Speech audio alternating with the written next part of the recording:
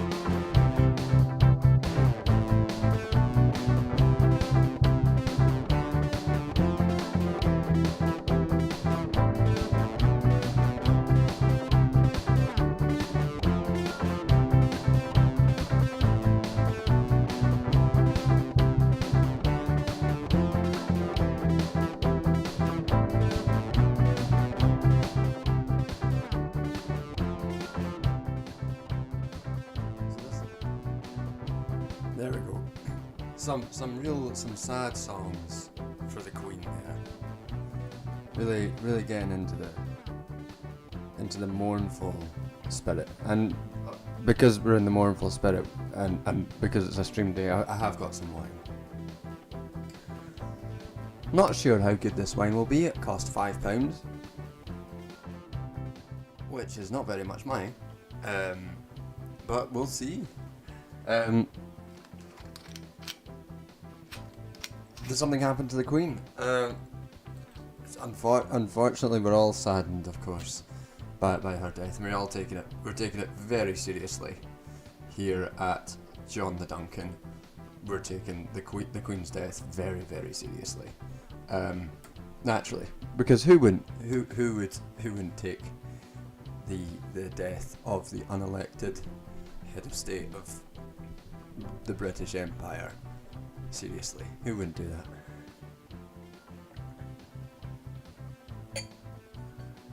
Let's see what this wine's like.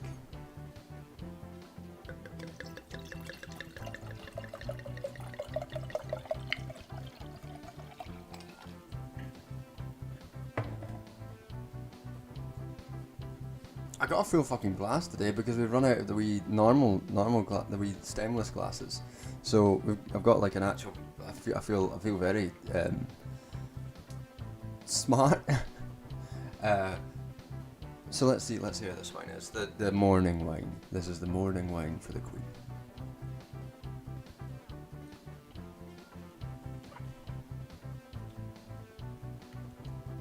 that's not as bad as I was expecting.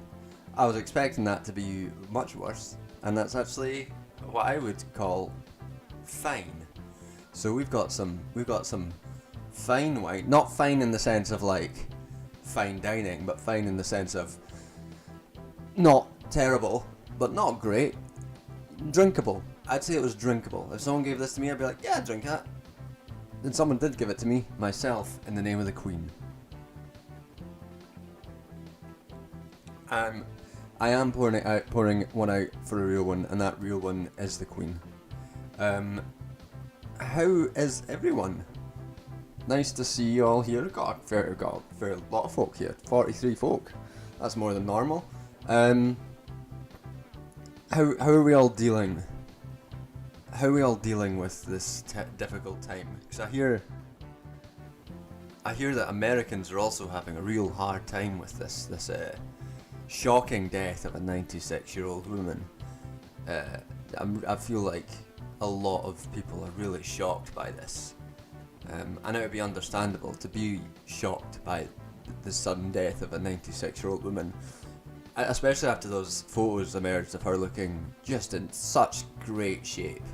Like, she definitely looked like she wasn't being pumped up with drugs and controlled via remote control from another room for months. She definitely didn't look like that.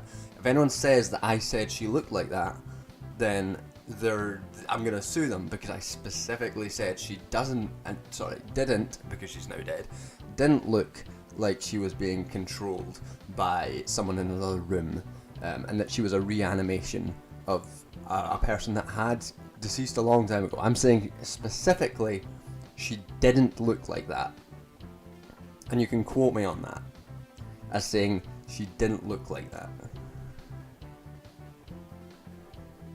The sudden death of a 96-year-old woman. Yeah. And of course, it's just amazing how all of these news organisations were so quick, and how, they definitely weren't filled with glee that they got to roll out their old sizzle reels of the Queen's greatest hits. The moment that they knew that she died. Because of course, they knew way before it was announced. You could tell they all knew. Well, I actually know that one of the people, that someone on the Twitter feed for BBC Worldwide announced the death at 3 o'clock or something, several hours before it was announced. Someone accidentally announced it on BBC Worldwide Twitter account, and I know this because I was on the train up to Scotland, and this woman on the aisle opposite me was just said, "Oh, that's the Queen died. BBC Worldwide has reported on it." And then a few hours later saying the BBC Worldwide was not supposed to report on that. They're like, the Queen has not died. There's been no announcement. She died by then. Which is very funny to me, to be honest. Oh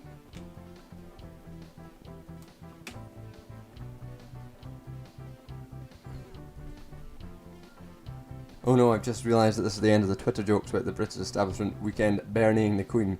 That's something, to be honest, it won't be that long until the whole thing starts again with Charles. He's what, 76 right now? He's an old guy. Yeah, you could tell she died. You could tell she died when they sent that note round Parliament. When we got it, when that came out, I had immediately texted a group chat of mine that say very dignifiedly, I text a group chat of mine saying, here we fucking go. So you could tell that early. That was very dignified. In Scotland, that's a sign of respect. Saying that of people. So that's what we knew from the outset.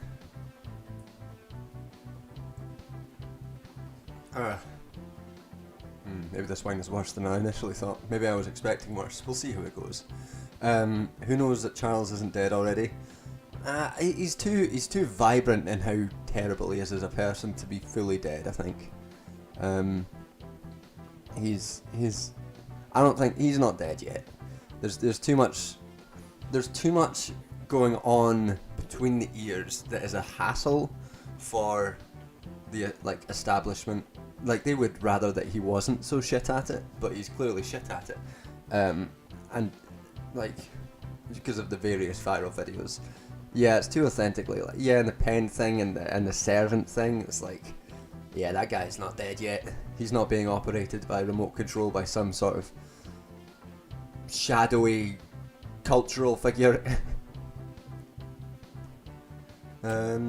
Yeah, so that, I mean, I've been amazed, frankly, at some of the responses. Like, I naively just assumed. How do we all feel about Camilla? Very, very little. Are we mourning the Queen or someone else too? Oh, just the Queen, of course, just the Queen. Maybe we might be mourning the last vestiges of British self-respect, though that should have died a long time ago. We might also be mourning that. That fucking queue. For those who don't know, there is currently a queue forming to see the coffin, and it's like 3 miles long, up to 5 miles long before they stop it. And it's people camping out to get a glimpse of this box that's got a 96-year-old dead woman in it. And yeah, it's just people. We can do better than this. Like, instead of doing that, I'm having a glass of wine and playing music. It's utterly bizarre. It's utterly bizarre. People going around multiple times. I think so. I don't know if there are Instagram photo ops, because when she was in Scotland, they didn't let people bring in their phones to St Giles Cathedral. So I don't know if it's an Instagram photo op or not. And I was really disappointed, because I was so excited to see people try and be morose and try to be sad in a selfie, because that would be hilarious. You just imagine just like all these photos of people like going, just like, oh, just respecting the Queen over here. This is my respecting the Queen face. It's fucking great. Yeah. No dead Queen selfies. It's a shame. It has been. I'm glowing. I'm glowing like an angel. It has been instructive to see how there's that poll that was like people thinking that King Charles would be a bad king, and then he's become the king, and everyone's like, oh, he's going to be a great king. And some folk have been really sort of instrumentally viewing that as like, oh, this is the effect of just the pure positive coverage that Prince Charles has had over the past weekend. But I don't think it's that. I think people are misreading that. I think what that is people's attachment to the institution of the monarchy coming through and influencing how they view Charles, like now that he's in that fucking top dog position of being the king of a deeply embarrassing place. Yeah, hello, I'm the king of shit mountain. Like, nobody cares, man. Nobody cares.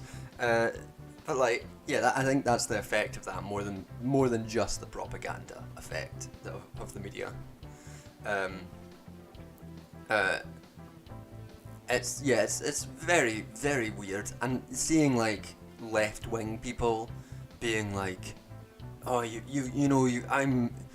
I'm a Republican as much as they come. I don't believe in the institution of the monarchy, but you got to hand it to the Queen. She did her duty, and she seemed like a nice old woman. You're like, have some self-respect. You're a left-winger. You call yourself a socialist. Some of them have called themselves communists and are like, you've got to give it to the Queen. She did her duty. It's like, yeah, man.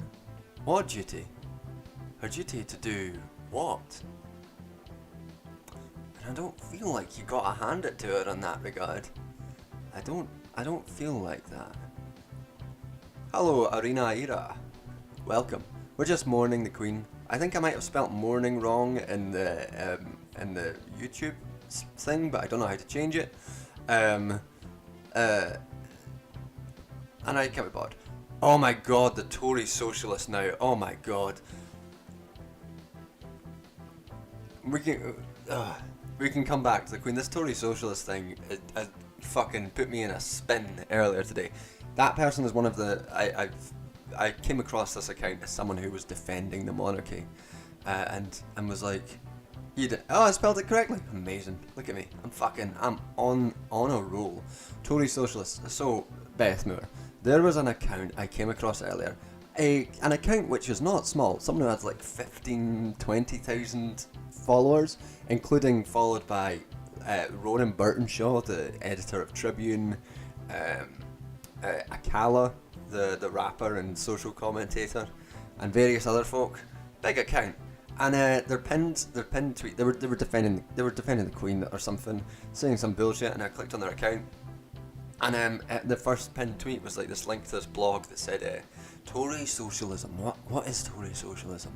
And it was like half of it was some of the most dog shit readings of Marx that you've ever come across in your life, and I've come across some dog shit readings of Marx, followed by just like defense of hierarchies and traditions, insisting that it wasn't about race.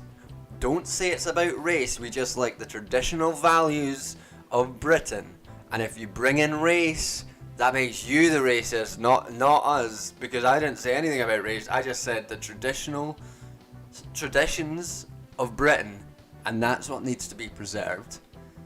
If anyone knows, anyone says it's about race, they're just being dishonest. And you're like, yeah, okay.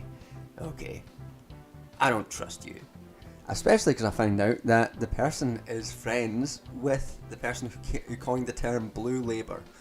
For anyone who doesn't know, Blue Labour is a term for people who are socially conservative, but like they call themselves Labour policies. But they're basically right wing. They're on the right wing of the Labour Party, so they'll maybe say things like, I don't know, we're for more tightly regulating the banking sector, something anodyne like that, or we believe in funding the NHS, funding the BBC and things like that, but also we're vicious racists and transphobes normally as well, and homophobes and all that, and it wasn't a surprise to learn that those two were friends. So that was weird. That was a weird thing I come across, and I'm unhappy that I've come across it today.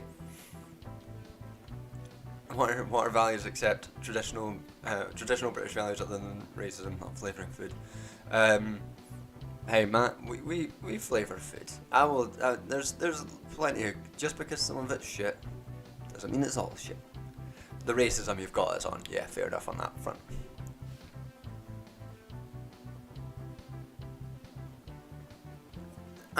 To Anthony's point in chat saying, if you're pro-state, hierarchy, private industry, nationalism and traditional family structures, why call yourself a communist?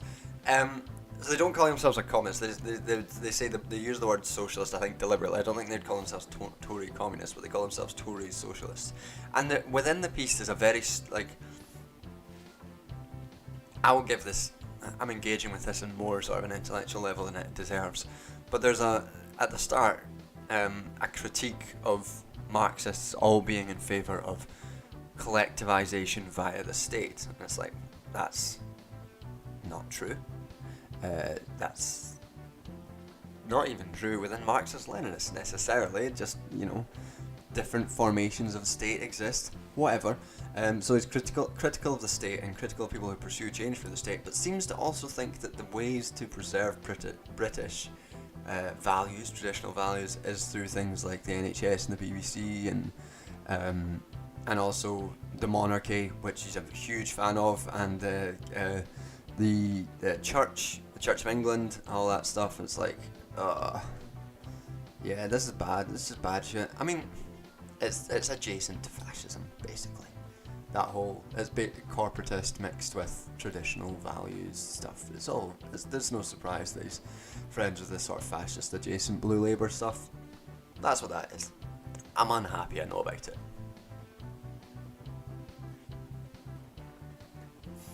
I don't know if it's like the patriotic socialists in the US. I don't think, I'm not sure I would I'm not sure I would draw them together. I think they're sort of different.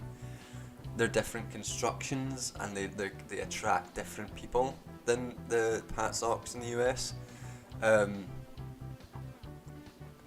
Like, these people are patriotic for sure, but they explicitly reject Marxism. That's what they said in that piece. He explicitly rejects Marxism and sort of views socialism as that's like extension of liberalism, and it's just a slightly different sort of construction than the US patriotic socialists, who are dipshits in their own way. We here like to pay tribute to the wide array of dipshits that exist across the political spectrum. Am I mourning the Queen? I mean, I feel like that question doesn't really need answering. In case anyone tries to arrest me, which has happened. How many people have? I think 6 people. Hello, welcome. Thank you for coming. What was her name? Anne. I have to go close to see that. Anne, welcome to Catching One of These Live. Several people have been arrested for not mourning the Queen enough, or for shouting at Prince Andrew. Across both Scotland and England, and Scottish people should remember that the Scottish police force is accountable to the Scottish government and not British, so the Scottish government could do something about this stuff, but they don't, because they're just as shitty as the English government, British government. But vaguely, various people have been arrested for not loving the Queen enough. In a week in which Chris Cabba, an unarmed black man, was shot down by the police. So we really fucking stellar week for policing in Britain and our national priorities, isn't it? What a great week. Yeah, Morris, it was him. Maurice Glassman, it was him. Yep, he's friends with this guy who's the Tory socialist guy. Hey Tinfoil, how are you doing? Welcome from Deutschland.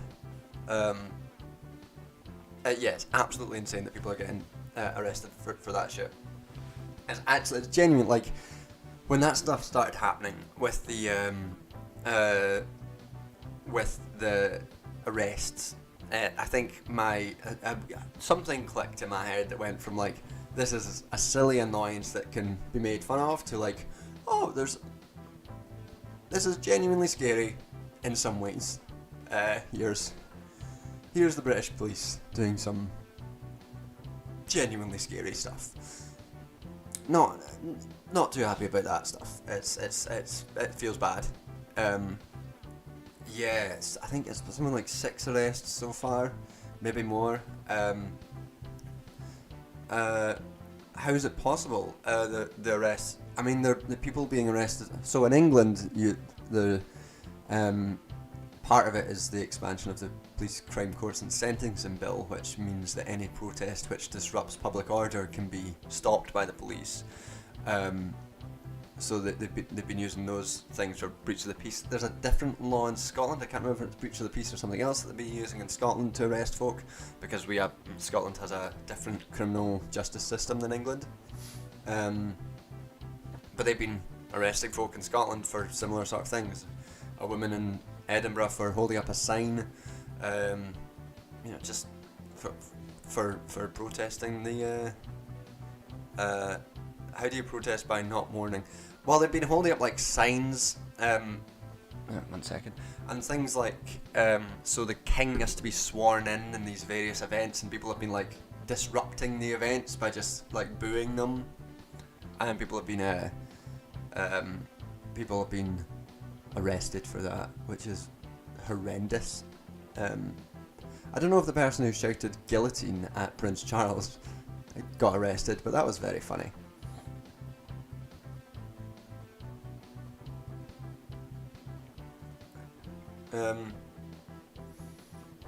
Well, they've not cancelled the right to protest. They've just made it much easier for the police to arrest people who are protesting.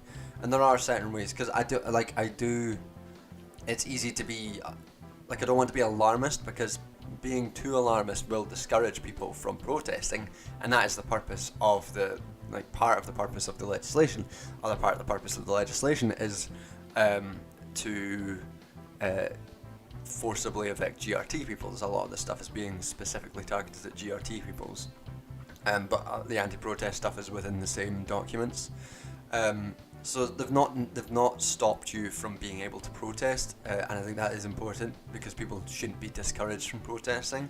But it does mean that people have to be much careful protesting, and have to be much more wary of the police, and the police have a much more leeway to do shit and to arrest folk, which is fucked as well.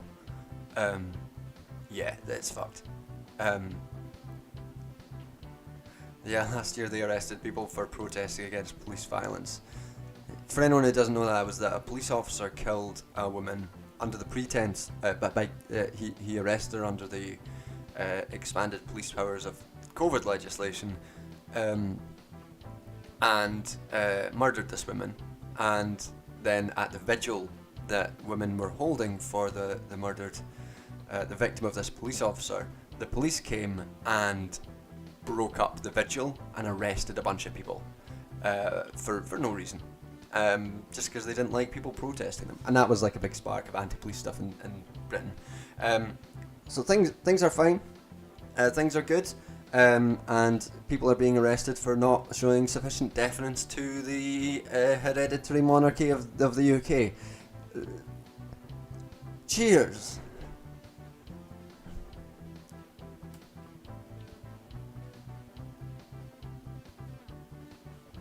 Oh man.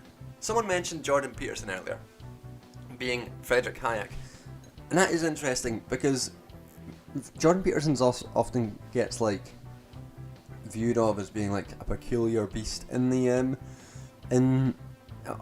right. People don't really know what to make of him, but every time he talks about politics or anything, it is just Friedrich Hayek. Everything he says is just Hayekian sort of bullshit. It's all just fucking neoliberal bullshit. The things he talks about, specifically knowledge, he talks about nobody has an ability to know the whole world around them, so we need things like markets to properly aggregate knowledge in a particular way that's the most beneficial for society.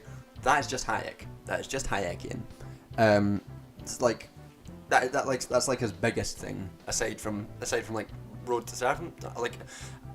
A lot of people, his conceptualization of the economy and of markets and all that stuff are things that people give time to as legitimate philosophical economic positions, not just right wingers, but people further to the left than that. Not really communists, because why would we? But some folk, and yeah, that's just Jordan Peterson stuff. He is really just very Hayekian in a lot of ways. And Hayek had his whole thing about protecting traditional hierarchies. A lot of similar stuff. A lot of similar stuff to the Tory socialist stuff about protecting hierarchies and particular cultural constitution of the United Kingdom. Although Hayek talks about it in terms of the Anglo-Saxon West, which is definitely not a dog whistle. All I'm saying is Hayek was racist, and so is Jordan Peterson. And if he wants to sue me for that, go for it. Yeah, Road to Serfdom is a weird book. If you do a search of Road to Serfdom and you look up Anglo-Saxon, the amount of just pure racism that is in that fills up that book is incredible. It's extremely racist, and it's just one of those things that for some reason people haven't been criticising all that much for a while. Wendy Brown's book delves into it, and there's a really good paper by a guy called Kudnani on the racial construction of neoliberalism, but people haven't been like willing to criticize Hayek on that side for a long time. Like even folk like David Harvey was like viewed racism and racialization as something external to neoliberalism and to Hayekian thought, not as like part of it, which is really weird. It kind of implies that they haven't read Hayek, which is, you know, funny. I think Hayek is really associated with neoliberalism as a topic. Neoliberalism fell out of vogue since 2015. We exist in different spaces. The analysis of neoliberalism is still on the go, especially because a lot of people are still and going for that neoliberalism is dead argument. Lots of people are trying to get neoliberalism is dead on the fucking dock again, and you know it's not dead.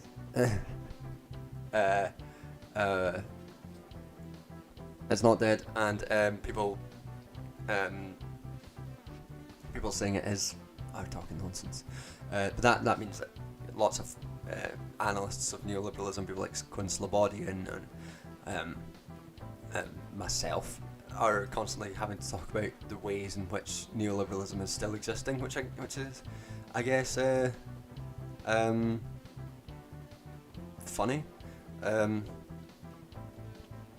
Popular much in left media in the US, I guess. Yeah, I mean maybe. Yeah, there was. I'm not as engaged with popular left media in the US, aside from Jacobin, and I don't really like Jacobin because it's a bit shit. I've seen a few articles about things like neoliberalism. Oh yeah, right, yeah. Like through people like saying, Joe Biden's policies are showing the end of neoliberalism, and you look into Joe Biden's policies, and it's like pushing investment into private-public partnerships. It's like very new Labour shit, and you're like, well, he's clearly not ending neoliberalism, and in some ways he's extending it, and it's just funny that. Yeah, it's funny that it's gone out of vogue. That people think it's gone out of vogue. Yeah, I'm not a fan of Jacobin either, to be honest. It's not my thing.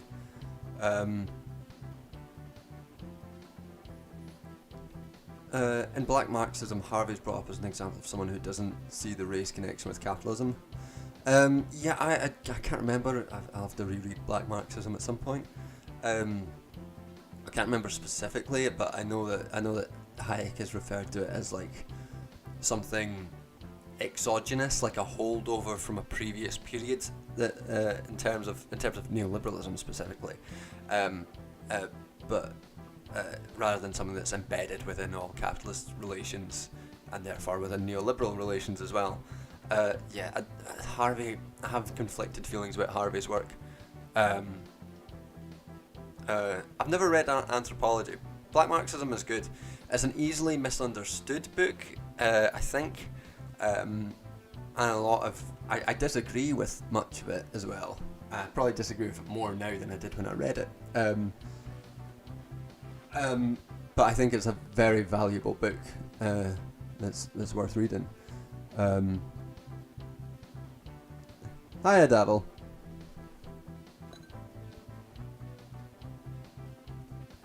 You're going to report to Kieran that I said that I disagree with Black Marxism. The discourse over here is populist that we should focus our analysis on capitalism as such and less on neoliberalism. I mean, it depends how you're looking at neoliberalism, because it's like,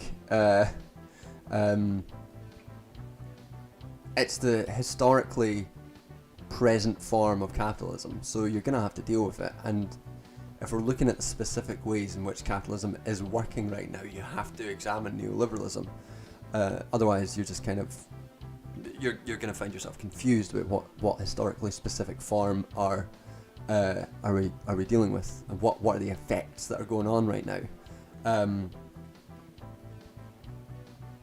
like we see neoliberalism with the current phase of capitalism, which came around in the 70s and 80s, really, with Reagan. Yeah, I mean, it is the current feature, but dealing necessarily, I mean, you could make an argument that's like, oh, we should be social democrats, which some people do when they're talking anti-neoliberalism. Yeah, I mean, sure.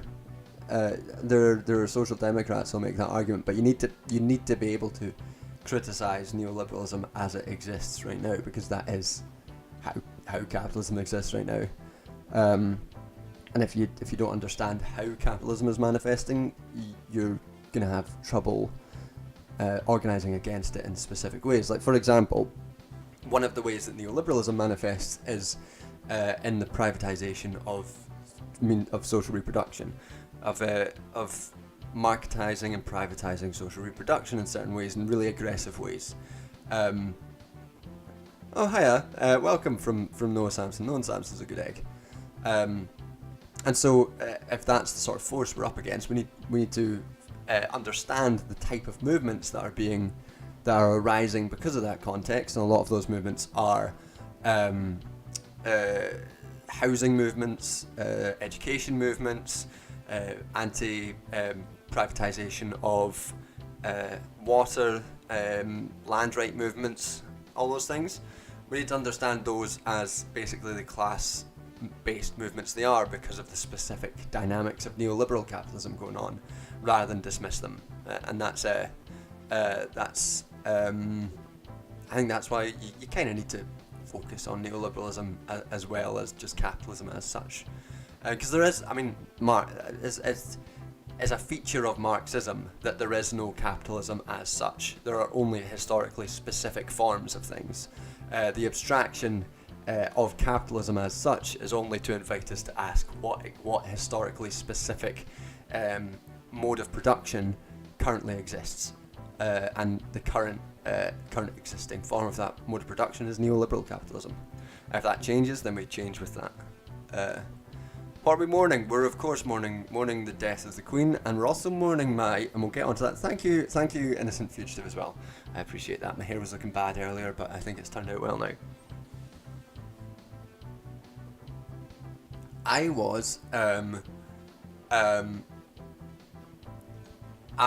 was recently introduced to the band Greta Van Fleek, and I am mourning because I wish I hadn't been.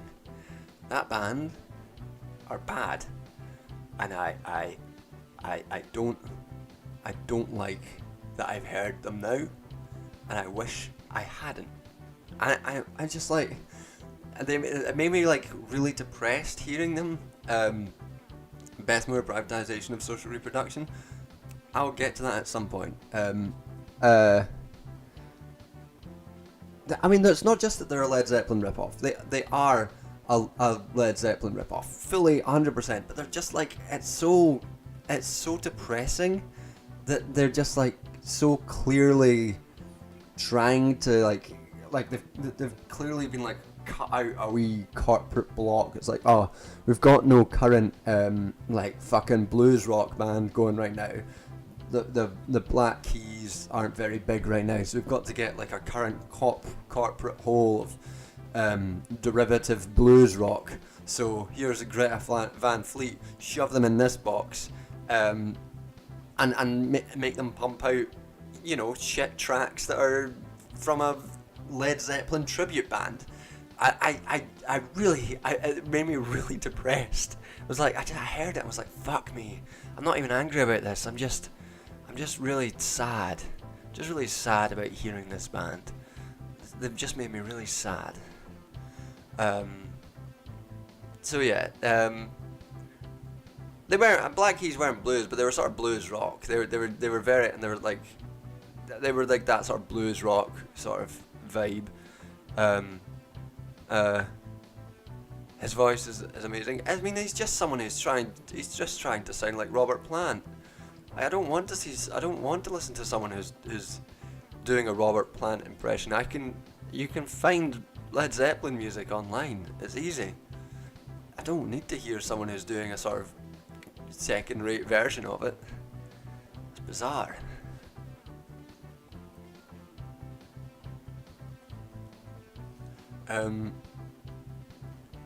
Is Scotland nice to go to during the winter? Yeah. The main problem with Scotland during the winter is how dark it is. It gets dark between it gets light only between like 9 and 3:30, and it's dark the rest of the time. That's the main problem. The cold, I mean, it's not that cold. The cold is better. It's better if it's freezing and there's snow than if it's like 10 degrees and rain. Oh, Bjork's back. Yeah, we love Bjork.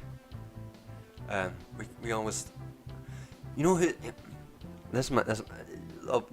You know that Norwegian, the new Norwegian singer who was in Frozen 2, and has that new song that sounds like a Mario Kart. Sounds like a Mario Kart track. And when it was she seems like someone. Yeah, Aurora. Yeah. So she was at. I had free tickets to see a couple of BBC proms a few weeks ago, and she was singing. She was singing parts for a song for the new Frozen Planet, and she walked on and she was just like, she was in like a it's the Coconut Mall song, and she was like dressed in a fucking flowy white dress, and had like the very Bjork hair and bare feet, and I was like, this is someone who saw Bjork and was like, I can do that, I can do this shit, I can be Bjork. Thank you, Chill Goblin. We are mourning, and to you as well, because of course Canada is still also under the yoke of the monarchy.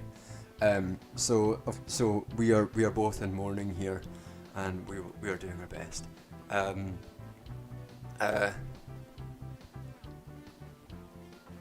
Yeah, what was I saying? I got distracted. She kind of annoys me as well. We're not gonna spend too much time on different bands that annoy me, because we could be here too long, and I'm gonna sound like an old man.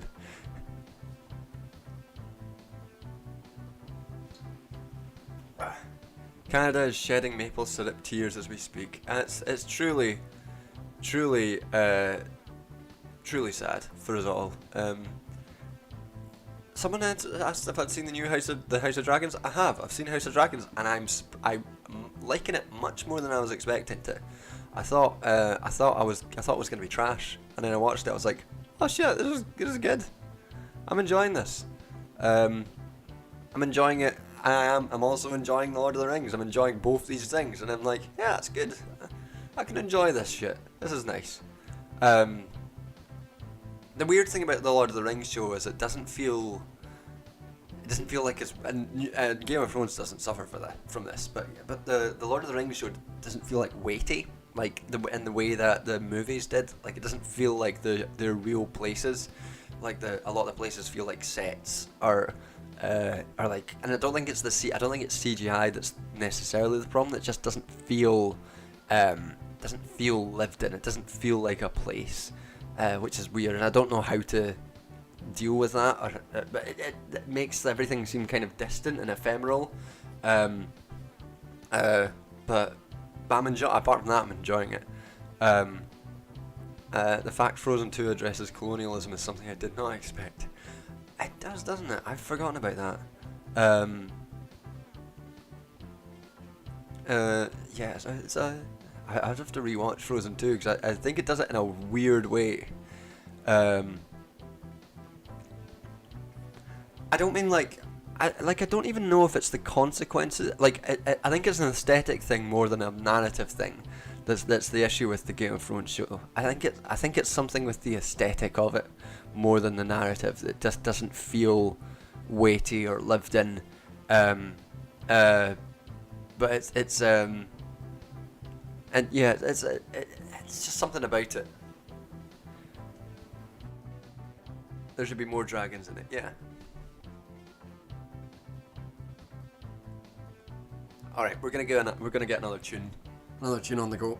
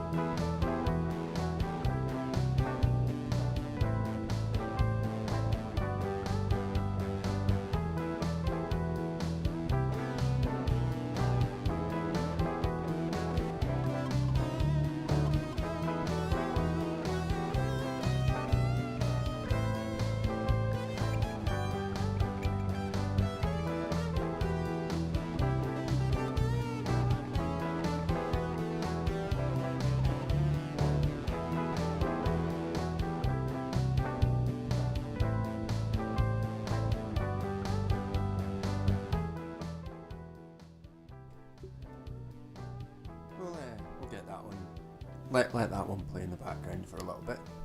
We've got a trans rights going in the chat. Nice. Yeah.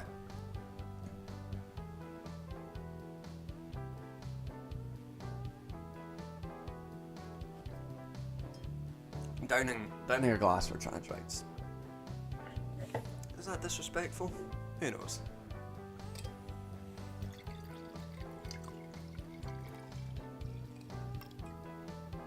Oh, I forgot to say what I'm drinking today. Good shout. Let's have a look. So it is a oh, thank you, Mo. Yeah, I like that. I like that song as well. I wish I had more time to actually make more proper songs instead of this. But I don't have any time right now. And also, living in a flat, I don't want to be loudly singing and disturbing my flatmate. Wine. This is the wine. The wine today it's a new one, not one I've had before. It was £5.50, I believe, from the Sainsbury's, which is the cheapest one I've had in a while. So I'm surprised it's not. It's not terrible. As we've discussed, it's fine. But this is a Mondelli Trebano Pinot Grigio, and we all know how Pinot Grigios do. It's from Rubicon. And it's got some writing on it that I can't read. And the reason why it was £5, I reckon, is because it's only 10.5%. So it's not very strong. But that's not too bad. It's got enticing aromas of citrus fruit and pear drops. On the palate, flavours of green apple, white peach and elderflower, combined with a crisp, refreshing finish. A great match with light dishes such as grilled chicken and fish on its own. That's what the wine is. It's a Pinot Grigio, and I don't know what that means. In terms of wine, it's a type of grape, right? I'll let me try and detect some of the hints of citrus and elderflower.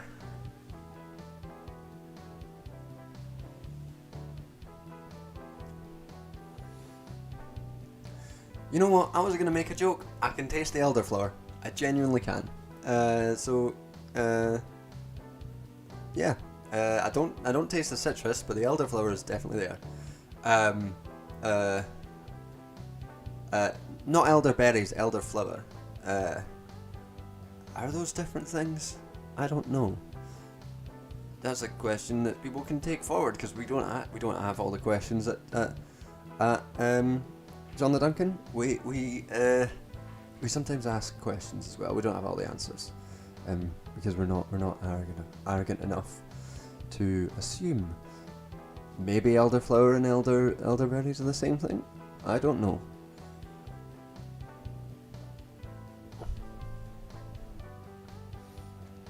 Yeah, I mean, I can taste the elderflower. So just call me a sommelier, because, I can taste it. Have I watched She-Hulk? I have watched She-Hulk, and so far I'm finding it a bit boring, to be honest. It seems to rest a lot on getting lots of cameos in, which it kind of lampshades in its first, or one of its episodes. It's like, oh, this isn't all going to be cameos, and then it kind of rests on being cameos. I like the first episode. I like the episode. I like the one with Tim Roth. Is the actor's name? The one who played the Abomination. He's just fun, and he's having a good time. Yeah, I like Wong as well, but yeah. It does kind of feel like I'm not really sure what it's even about yet. Like, to be honest, like it has like vague themes that's kind of executing in a kind of lazy way, Um, no, they didn't bring back Edward Norton. It was Mark Ruffalo as the Hulk, which is fun. I like Mark Ruffalo as well. And the woman who plays She-Hulk is a good actress, and she's doing a good job of like the actual acting. The Seven Soulmates joke was very funny. I did like that. His whole his whole thing was funny. I enjoyed his whole thing. But yeah, I'm just like, what is the show about? Because it's trying to sort of push itself. Yeah, I like it a bit. I like a silly show. I can do with a silly show. I think that's fine. But it's trying to be silly, and as well as trying to deal with or nominally deal with like feminist issues. Hulk has been underutilized forever, to be honest. It's not just since Mark Ruffalo. Yeah, like for a show that's trying to nominally be feminist, it's weird that when she turns into the She-Hulk, that she has like green eyeshadow on, and that her hair gets like made in a particular way. It's like, why do you want to add this? And like obviously all the stuff of like slimming down the body, like the body of the Hulk figure to be more in line with specific like body images of like female body images, and it's like, yeah, this feels like you're trying to have your cake and eat it too. I don't know if you could really class this as a feminist sort of show. It just feels a bit odd. I'll see you later, Innocent Fugitive. Yeah, it's strange. It's just, I like, yeah, I don't think it's very good. I think it has bits and pieces that are fine, and like sequences that are good. And you hate to say it, but the CGI is distractingly bad. Like, it's so bad. You're watching it and it does look like a cutscene from like a 2008 computer game. It's distractingly bad. It's not a great show.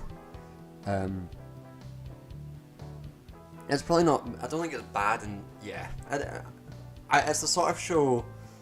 It's the sort of show that I would have in the background and would have no investment in. But it was like, yeah, it was weird. Weird show.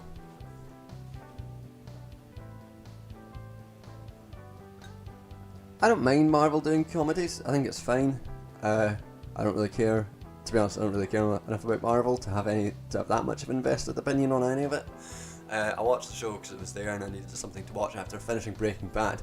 Now, maybe to be fair to She-Hulk, I went from Better Call Saul, to watching She-Hulk like in the space of a couple of hours, because I finished watching Better Call Saul and then went straight on to watching She-Hulk, and it's like, yeah, one of those shows is very good and one of those shows is not. I do hope that the new Daredevil is good, because the Daredevil Netflix show is very good, and it's a shame that got sort of pushed. So I hope they don't. And I kind of hope they don't. The way that Kingpin was used in the Hawkeye show was kind of weird. So I hope they kind of fit with a bit more tonal consistency to the Marvel shows, to the Netflix show, as they do on the Disney Plus one, because that was very good. They should just get the same writers back for it. I don't know if they have, but they should. The first series of Jessica Jones was very good. I don't remember anything from any of the other series, which probably says that the rest of the series of Jessica Jones probably weren't as good. Better Call Saul. Better Call Saul is extremely good. Better Call Saul is one of the best shows I've seen in a long, long time. Everything about it is like one of those shows that you just watch. You're like, every frame is like, oh, that's very clever. Like, you're just watching, going, oh, that's so good. The way they've done that is so good. Everything about that show is so good. Yeah, I do like The Boys. Although I did know that the boy that my flatmate told me about, the actor who plays Frenchie. I didn't realise this as an Israeli actor who's so into colonialism and enacting violence upon colonised peoples, that he didn't just sign up for the mandatory army but the voluntary army, and has been like posting really violent racist Palestinian stuff online for a while. I didn't know about that, and that's annoying that I know about that now, because Frenchie is such a good character, which is a shame. And in a similar vein to like the weird Captain America New World Order show, which is like, I fucking like, everything about that is unbelievable. Like casting a like an Israeli superhero is already firstly fucking horrendous. With the name of a massacre, horrendous. But also going on about casting your first sort of Jewish superhero in a movie called New World Order. You're just like, did you think about this for a second? Like just a second? How bad that is? It's I kind of respect it. You gotta respect that level of absurd terribleness on every conceivable level that you can think about it. It's so bad.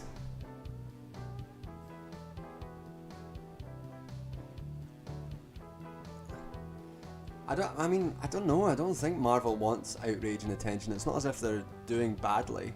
Like, I don't think any of their movies have really been a flop. Like, they're part of Disney. It's not as if Disney's in any trouble. So I don't know if they need the outrage and attention. I think it's just that they're like oblivious to the world and they don't understand. I mean, to be honest, Marvel not understanding political contexts is not exactly unbelievable, is it? Weird shit. Tone deaf is an understatement.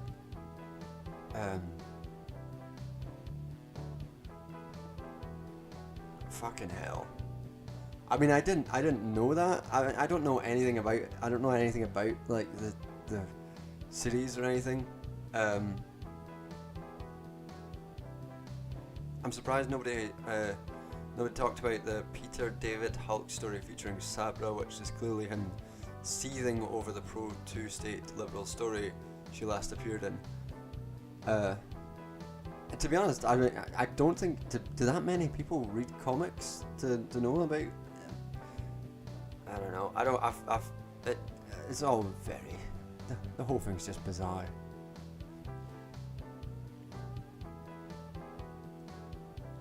I might watch the new Hulk tonight after the new Thor tonight after the stream, because I didn't see it when it was in cinemas. And I'm kind of curious, because I heard it was fine. I like Taika Waititi, despite how he suffers from being he suffers from being around too much, that people are getting annoyed by him. But I like his work. So I might watch that later on tonight.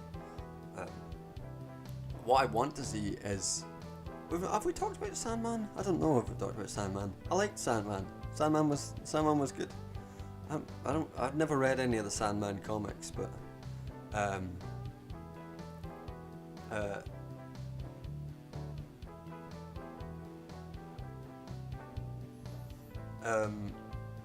mean, I enjoyed Sandman. I thought it was fun. I never read any of the comics, and I enjoyed the I enjoyed some of this. I liked the stuff with Lucifer and the Sandman, where their fun sort of mind fight. That's like, I'm a world ender, and he's like, I'm a world ender plus a billion no takebacks. I like that shit. That was really good. And I liked the episode in the diner. I thought that was really good. What's her name? Graham Droid. My Flammy has all the subscriptions. That's how I'm getting all this shit. He has all the subscriptions for stuff. That's great. Yeah, and I like the diner stuff, and the episode with Death was really fun. Yeah, I thought Sandman was good. It kind of has that sort of very. It's very Neil Gaiman, and like the whole thing, which is fine. Even though Neil Gaiman's the most like smug man. He's one of Neil Gaiman's one of those people that's like, his work's really good, but he's so smug, and you've got to be like, fuck, I wish I could dislike him, but his work's too good. And you know, that's my feelings on Neil Gaiman anyway. Neil Gaiman, sue me. Prove that you're not smug. There's that thing he did like in the middle of the pandemic.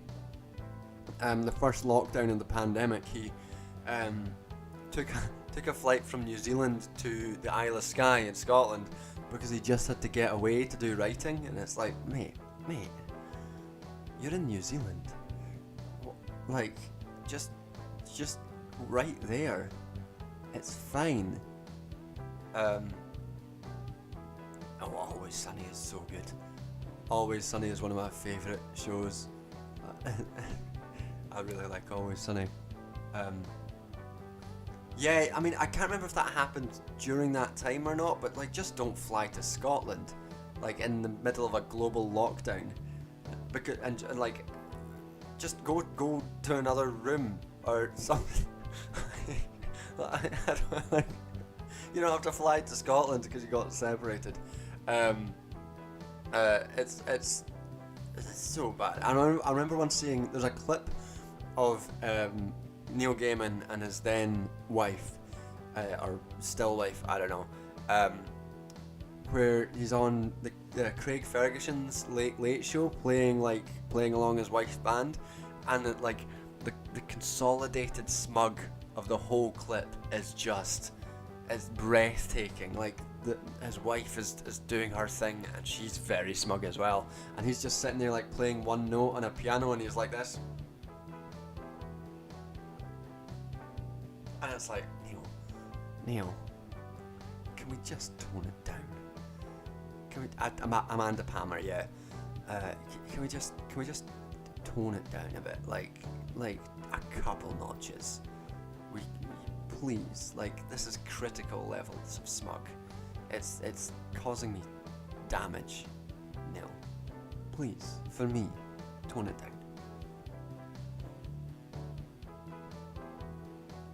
I do have to say, his stuff on the Lord of the Rings show is very funny. I think it's funny that people are attacking him over that, and he is still right about it. And he's been very good at like knocking back all the racists against the Sandman show as well. So you've got to give him some. That's the thing. That's the fucking thing with him, is you've got to give him so much credit, but he's still so smug. You got to give him, like, oh fuck, you got to give him credit for that. It's good, or you got to give him credit for that. He's right, but you're just like, fuck's sake. You're making it so hard for me to give you credit for this, you prick. You smug prick.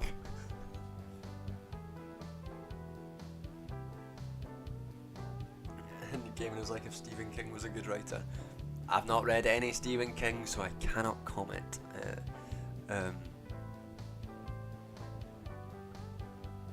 Joining the Socialist Workers? Don't join the Socialist Workers Party. Don't join the Socialist Workers Party. They're not worth. They're not worth your time. If you're looking to do more organising stuff, you're better. Simply do not join the SWP. Um, oh yeah, Daniel, you're right. Like, yeah, a lot of it. Yeah, the a lot of this stuff. Oh, Tolkien was very diverse and stuff is very silly. It's very silly. And I think one of the annoying things about like one of the things about the way that the colorblind casting discourse has gone, being like filled with racists, is that it does obscure that sort of that legitimate. I don't agree with the points that people make where like oh, if we colorblind cast this, then it obscures the racism of the art as it exists, and it can. I don't necessarily agree with that, but I think it's something that's worth like at least talking about and examining and like picking apart the various like ways we deal with racist art within culture. And I think that's a worthy conversation to have, but like all this stuff of like, oh, race blind casting is racist to white people. We need to survive. You need to keep elves white. It's like, oh, this is bullshit. This is nonsense stuff. Yeah. I like the douche on Twitter the other day. It said that diverse casting of Rings of Power breaks Tolkien's love for Western culture. I mean, I would like to break Tolkien's love of Western culture. That would be nice. Yeah, but yeah, I mean, it's stupid people. It's stupid discourse, racist people, and obscuring an interesting conversation. Yeah, most of the elves are white. I mean, someone did point out that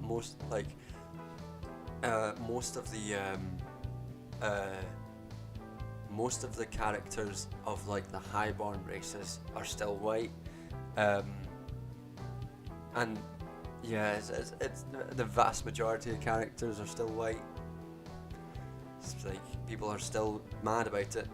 I guess you don't really. I guess racists don't really go. I mean, we'll wait. One character's fine. We'll wait until there's like 5 black characters before our racist meter pops off. I mean, I guess that racists tend to be pretty racist, no matter like how many people of color are in the shows. It's like, you know, they're not going to be like, they don't have a limit on that, a lower limit on that sort of stuff, do they? The thing that annoys me but it's not accurate stuff when they try to link fantasy to actuals. And the thing with that is like, even if they did link the fantasy to history, like these periods of like history, there's always been huge numbers of like diverse like cultural makeups of places for millennia. Like it's historically inaccurate if they want to make that argument. It's a bizarre thing to say. I remember a family watching Lord of the Rings, seeing the Uruk-hai and saying, "Oh, these are the Turks." Oh, yeah, I mean, that's an interesting thing. I was thinking about this because, like, the dwarves are clearly, like, based on like anti-Semitic Jewish stereotypes, but they're all Scottish, and like, what? When did that happen? When did this wee cultural like nugget appear? That like dwarves are both anti-Semitic, but Scottish too. Like, what's going on there? What's the cultural etymology of making Jewish stereotype but Scottish dwarves? It's really strange, and it makes like playing D&D harder for me because everyone assumes that I'm gonna play a dwarf. It's like I'm not. Just let me be myself.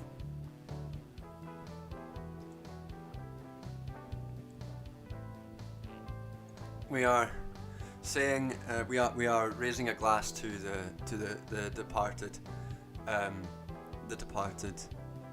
dearly departed queen. The Scottish dwarves are they from D&D? But why did D&D make them Scottish? Like what was the? Oh, nice, Sinan. Like to hear that. Yeah, what is that about? Is it because we sound gruff? Is that like? It's just weird. I don't know what's going on. Too tall to be a dwarf. Yeah. Yeah, it's true. I'm too tall to be a dwarf. Because that's where dwarves are from. They're from Scotland. Because we dig a lot. I mean, if I was gonna say that there are some sort of crossover between anti-Semitic stereotypes and Scottish stereotypes, like there's the Scottish stereotype that we're really greedy and mean, and there is the anti-Semitic stereotype of them being greedy and mean too. So there's like, it's weird. All I'm saying is it's weird. It's weird that there's like these sort of connections there. Not just Scottish people that say aye, tinfoil, like Yorkshire folk say aye as well. There's the whole thing about the Elvish language is always at play on Irish. No idea about that either. Thing is, I don't know an awful lot about any of this stuff.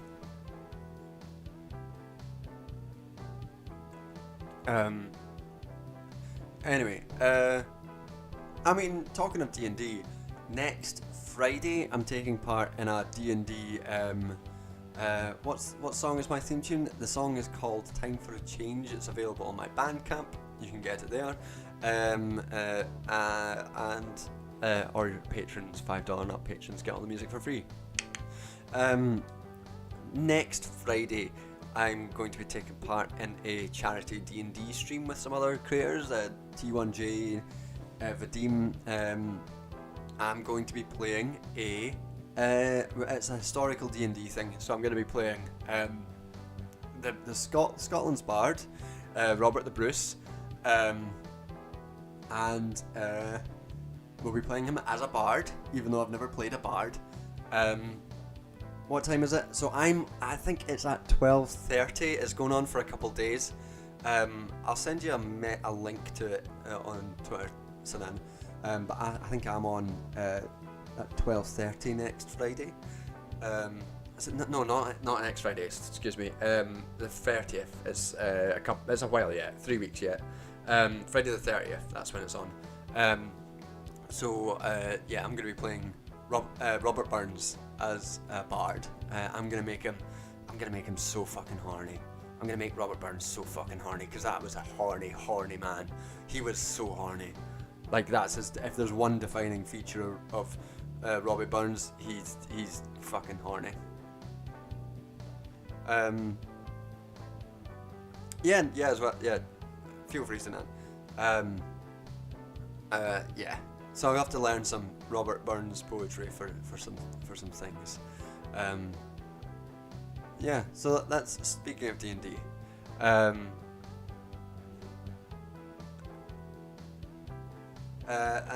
But yeah, so I'm very keen to get some more D&D on the go.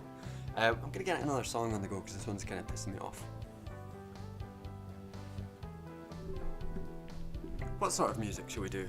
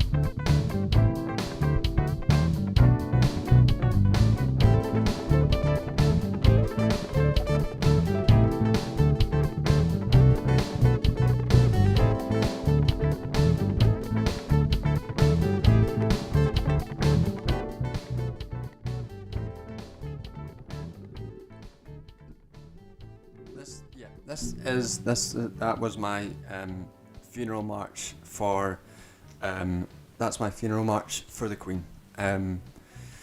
With the deepest respect and deepest humility and sincerity, that this is my funeral march for the Queen. Rest in peace. Excuse me, Liz. This is how I mourn, and I'd ask people to respect my journey. Please. And if you have any problem with how I mourn, then I think that's actually really rude, and I think that you need to do some self-reflection if you actually think that. So please respect my journey at this difficult time.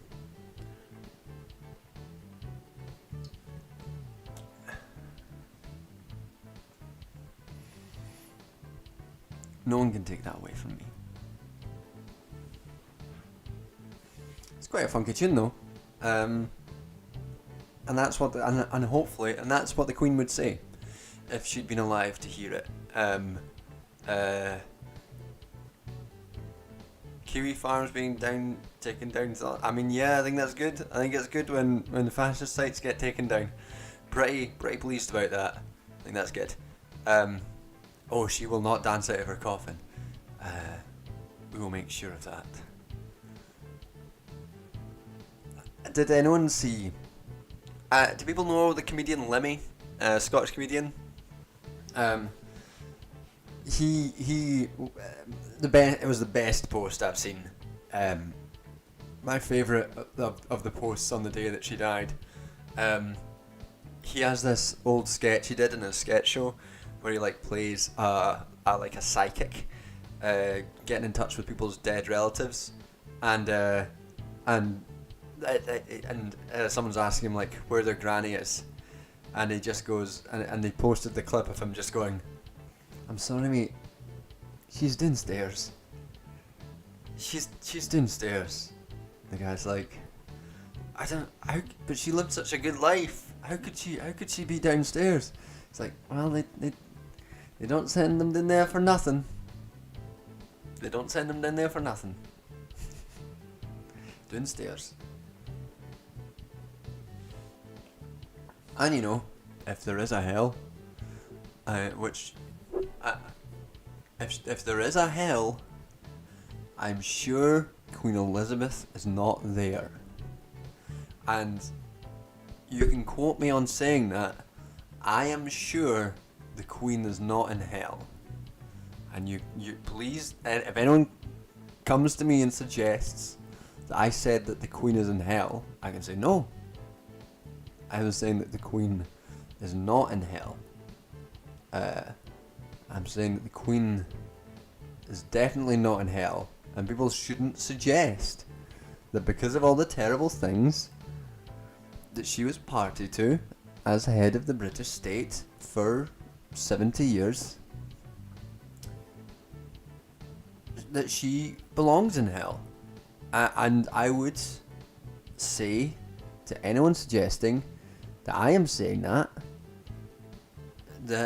I'm simply not. I'm not even suggesting it. So you can't arrest me, police.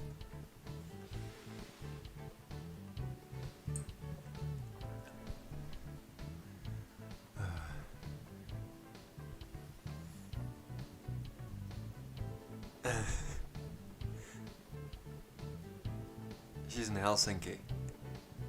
I've never been to Helsinki. I imagine it's better than hell.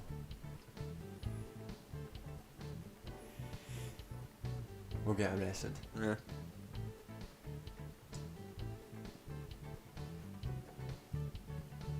Another somber drink to the Queen. I can't tell if this wine is good or bad. I simply can't tell.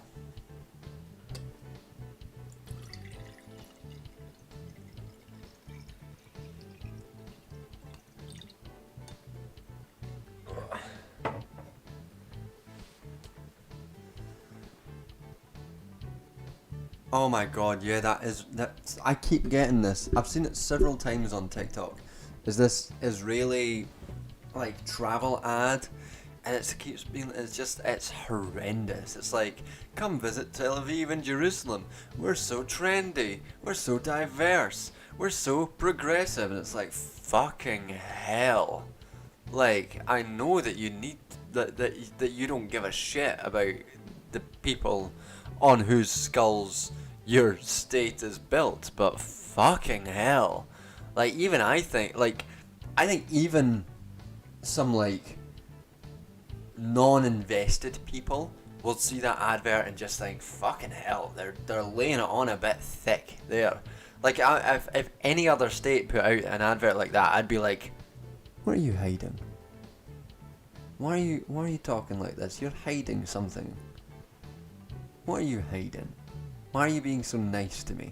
Why are you being so friendly? You're hiding something.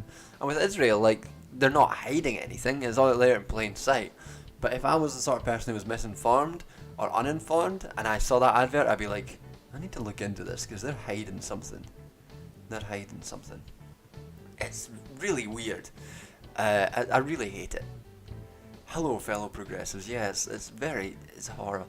The fucking, like, I remember back in Pride, I went along to Pride, and they had the Israeli Eurovision Song Contest winner, or I can't. Yeah, she won. She was there. I was just standing there like, this is so grim. This is so grim, and nobody seemed to give a shit. It was really horrendous. Like, just to stand there, nobody giving a shit that this fucking avatar for Israeli propaganda was at Pride. Everyone was just dancing along. I was like, this is fucking grim. This is so grim. And that advert made, like, had that similar sort of vibe. I mean, like, oh, we're the sort of queer friendly space of progressive Israel, and it's like, it's so convoluted, and like I got shit on Twitter when I posted about this when it happened. Like, oh, I fucking can't believe London Pride invited this Israeli pop star. And like, well, is she an emissary for the Israeli state? And it's like, well, first of all, she's friends with fucking Netanyahu, so let's put that fucking to rest immediately. But also, like, one of the core features of like one of the core ways that Israel justifies itself is through its sort of the idea that it's more progressive, the sort of like extension of European values that Israel sort of proposes itself to be, and bringing with it all the kind of instrumentalized progressive like gay rights and women's rights sort of stuff, and counterposing that against the regressive Muslim threat of Palestine. So, like, even if this Israeli pop star wasn't friends with Netanyahu, unless they're actively against the state of Israel, then they're still an arm of that cultural propaganda. And I caught fucking flack from that on Twitter for pointing that out, and it's fucking grim. It's so grim. It makes me very angry. That sort of shit. Makes me angry in reasons I will not discuss right now, but might do at a future event at some point. But yeah, fucking it's very grim. It's just very grim. Yeah. So yeah, I fucking hated that advert in sum. It almost made me forget about Mourning for the Queen because I was so annoyed by it.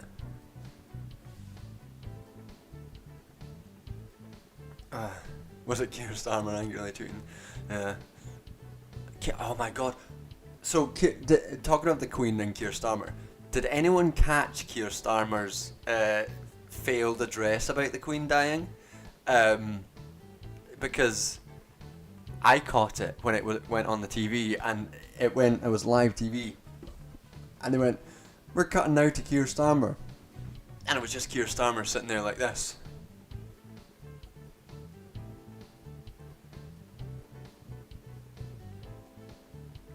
And then it was like, we're now cutting back from Kier Starmer. I was like, ooh, nice. Fucking you. I enjoyed that bit. That was a fun bit. He looks so lost. The man's a fucking. What gets me about Kier Starmer is he's so square. Like, he's a perfect cube. That man. He's like a brick. He looks like a thwomp. He's so square. I've never seen a man with so many straight edges. It's really weird. And he does his hair in that way that's like really straight edge as well. Like, you could build a shelf on his hairline. It's so straight. You could use him as a level. He's got so many straight edges. Strange looking man. He's a man without any personality. Yeah, I was gonna say maybe he does, but no, I actually can't. I can't think if he's got any feature. Yeah, what a boring man.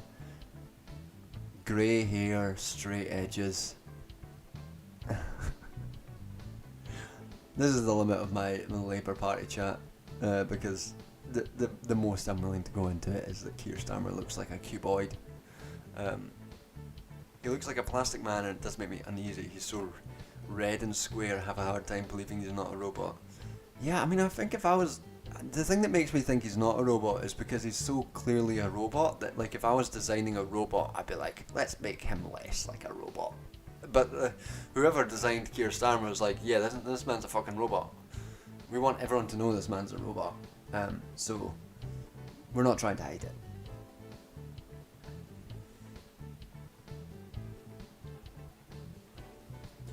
What else was I going to talk about today? What's on the brains, folks? What's on everyone's minds today? Anything burning that you'd like me to talk about? The uncanny valley of political leaders. Yeah, that's true. To be honest, Casey, there's not much going in UK politics, to be honest. Like, we've got a new Prime Minister who's continuing with the ideological project of the last Prime Minister. And we've got a Labour Party that's committed to continuing that same political project. Not much going. I've gone pale again like an angel. Oh well. Oh my god.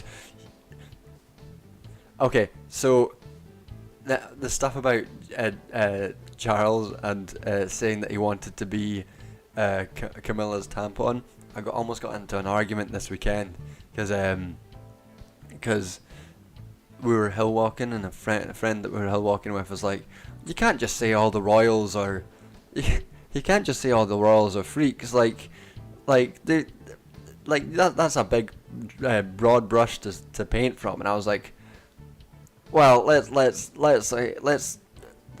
analyze some facts before us. Like, first of all, Andrew goes without saying. Second of all, Charles, the fucking tampon shit, but also his defense of I believe Australian priest after they were convicted of paedophilia charges. Charles stood by that person and defended them. And then there's the rumours that the reason that William and Kate almost got divorced is because William wanted to be pegged. Now I've got to stop, so I'm not sued. This is a rumour. I am not saying this happened. This is just a rumour which has been reported in other places. I'm not saying that's what happened. But, you know, posh people in general, they've got so little going on in their lives that they have to sort of spice up their sex lives. They end up doing stuff like that. You know, if you've got no internal life of yourself or no struggle, based William. It's because he's William is a feminist, so that's what it's all about. No, but like, there's a pattern of not the most, at least not vanilla sex lives for these. I'm not kink shaming. I'm not saying that it's bad that he wants to be pegged. Or sorry, so I'm not sued again. I'm not saying it's bad. Should he want to be pegged, as has been reported by other news outlets, not me, but it's just a general pattern amongst the royal family that they have some kink stuff going on, and it's a general thing amongst the. I'm just poking fun. Is that what you call pegging? Feminism. It's true. I've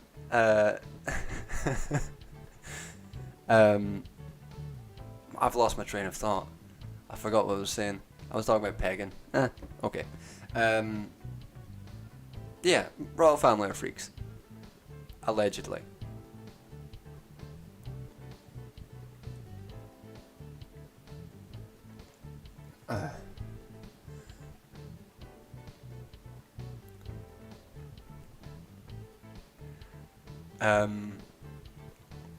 Man, I can't believe it. I was thinking about talking about serious stuff, but we started talking about pegging instead.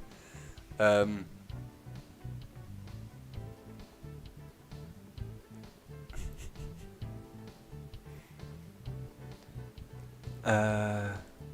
mean, yeah, like it's there's a long-standing joke about Tories and autoerotic asphyxiation, because it's such like a cultural touchstone that these sort of really posh folk do kink shit. I thought it was very no, we've already Dead Philosopher. We've already talked about Charles Kink, and that is one, defending priests who have been convicted of paedophilia, and also his brother, and also being friends with Jimmy Savile for 20 years and invite him into his inner circle. That's his first kink. And the second one is wanting to be Camilla's tampon. And we will kink shame the first of those because that is bad. We won't kink shame the second one though. Oh fuck! Imagine, I'm imagining the Twitter discourse of "Don't kink shame the king," and seeing that fun discourse play out.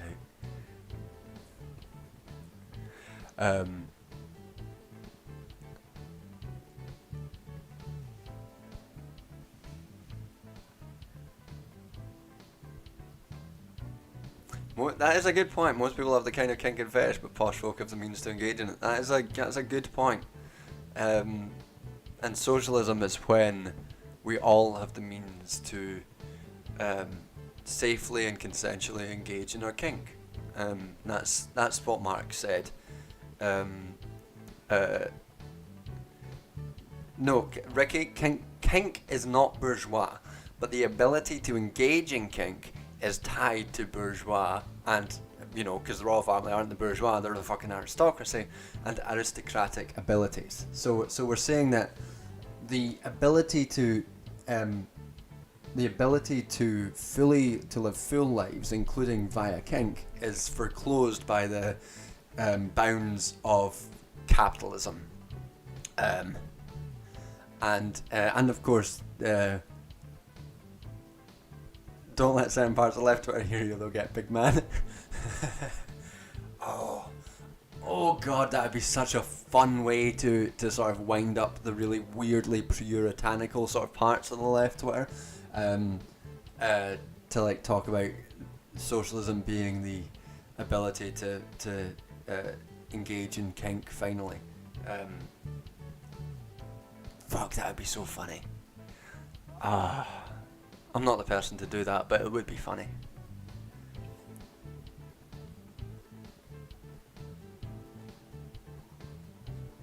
Sees the means of kink engagement exactly. I think today we've really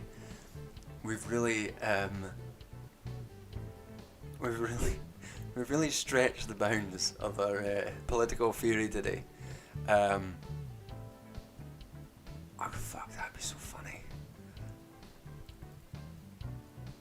Feminism and socialism is when pegging. That's right. That's what I'm saying.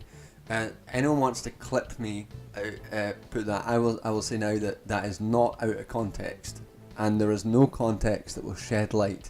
I fully believe that feminism is when pegging, and socialism is when kink. Fully believe, 100%. Now, I am joking at this moment, but like, I could make an argument about I could probably make a pretty convincing argument that the way that normative sexual arrangements are projected onto particularly lower working class people is bound up in the way that workers are reproduced, and bound up in the particular ways of heteronormative social reproduction.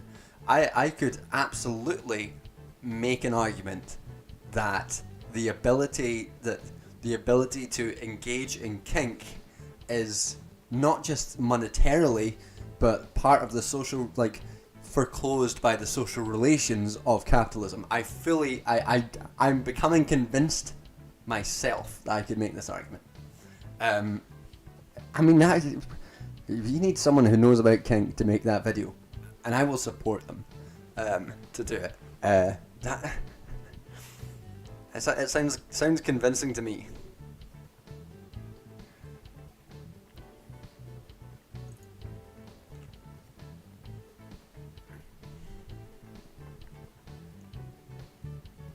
Cat Black would make a banger of a video about that, yeah. 100%. I to be fair, she probably already has. Yeah, people at the top have more leeway to violate social norms. Yeah, it's standard stuff, and that being foreclosed by particular social arrangements, and the normativity of sexuality and of desire is fully embedded within patriarchal capitalist relations. And there is a good book I read called Towards a Gay Communism, which actually goes into this sort of stuff. I have a theory that puns are actually a kink. Nope, we're not doing that. I will kink shame. That is the one kink I will kink shame. I will kink shame puns, if that becomes a thing. But towards a gay communism talks about like a lot of this sort of this kind of stuff, the way that desire is foreclosed in a very heteronormative, and although it was written before homonormativity was like a phrase, that sort of similar homonormativity would probably be part of the similar sort of thing. Like the author talks about the ways in which gay subjectivities are co-opted by heteronormative patriarchy, basically capitalism, and are we getting defensive puns in my chat now? Is that what's happening? I've become distracted from my actual point to look. Are we talking about puns, or are we talking about wordplay? Because I think there is a difference. I'm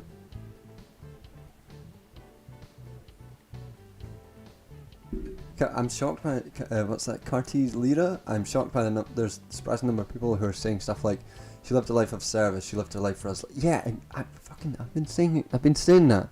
People have been like,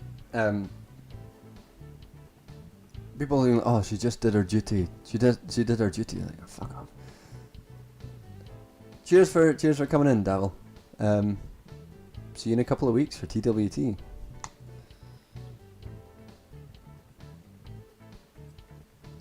My dad derives sadistic pleasure from puns. That's probably why I avoid them.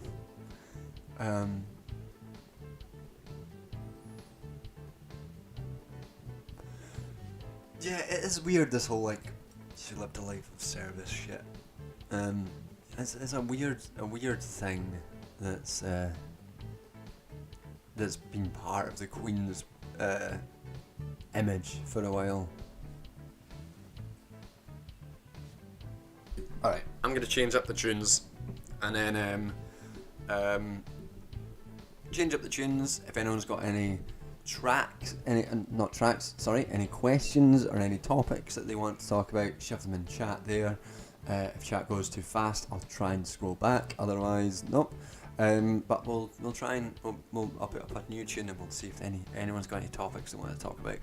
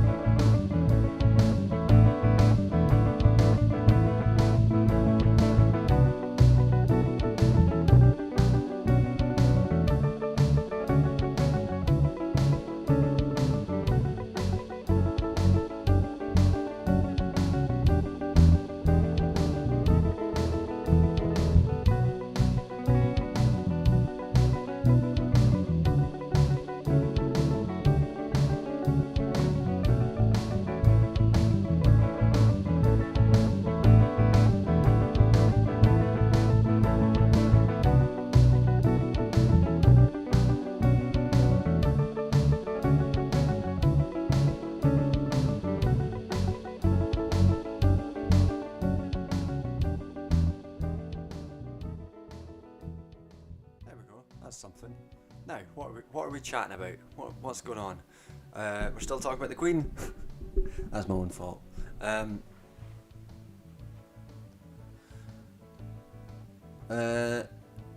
So what's happening? We were talking about Saddam. We were talking about tampons. On another topic idea, it's the striking railroad workers in the US. I don't know much about the striking workers in the US, unfortunately. I know about the strikes in the UK, and all I can really say about strikes is that you support the workers in all cases. I was annoyed that we cancelled the strikes due to the Queen's death. I thought that that showed a level of deference to liberal politics, liberal sort of what's the word? Aesthetic politics, which annoyed me. The strike should have gone ahead. Because at a time when there is some degree of weakness in the British state, that's the best time to strike. And I don't understand really the rationale for not doing the strike because the fucking Queen died. Beyond like, oh, people won't support us. Like, fuck popular opinion about the Queen. Drive the opinion. Like, you know, unless you're in some level ideologically still wedded to the monarchy, which you shouldn't be, from your ear, from the side, your hair looks like an eagle. Thank you. I don't know if that's a compliment or not, but thank you. But yeah, that annoyed me a lot. And I think that it was a real highlight of the limits of the British left at the moment. And there's a lot of like the Queen dying has shown up a lot of limitations of lots of left wing folk and movements right now. I mean, not necessarily calling it left wing, but it has been showing the leglessness of the independence movement as any sort of progressive movement, in the way that they've been really reaffirming their commitment to the royal family over the past week, which is so boring. Like, if you're gonna be an independence movement, at least fucking say that you don't want the Queen anymore, you cowards. Yeah, I don't really know much about the American rail strikes right now, except I'm glad that they're happening. Anytime there's a strike going on, I'm glad that they're happening. I'm glad that the people have been organised enough to demand more. That's good. That's all I can say. Yeah, how's the wine tonight? The wine tonight is... I'm still undecided about the wine tonight. I'm enjoying drinking it out of a wine glass with a stem. I should get more wine glasses with stems, because I like drinking out of an actual wine glass. It makes me feel very posh. But it's not. It's. I'm trying to decide. Let me take another sip.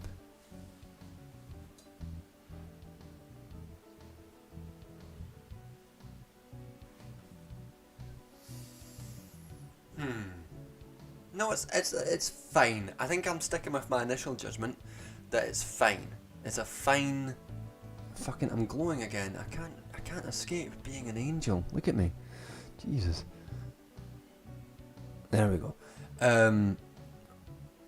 Yeah, it's fine. That's all I'm saying. It's not great, not terrible, not the worst wine I've had, not the best wine. We were talking about the real Jordan Peterson, or the meat zombie that is his daughter reanimated. Jordan Peterson's an odd character. I don't know if I have much to say about Jordan Peterson anymore. He's just an odd... He's both simultaneously odd and boring. Like, he has nothing to say. I do enjoy... Like, he is falling apart at the seams, and there's a level that I feel kind of sad about it, but then I realise he's a horrible person, so I stop feeling sad. But the man is just falling apart. Yeah. I should put my pinky finger out to be posh. Do posh people do that with wine? I thought that was just with tea. I like a nice wine. On the topic of days off for mourning, did you see that Canada decided to give a day off to federal works but others? I didn't see that. That's funny. Yeah, I mean,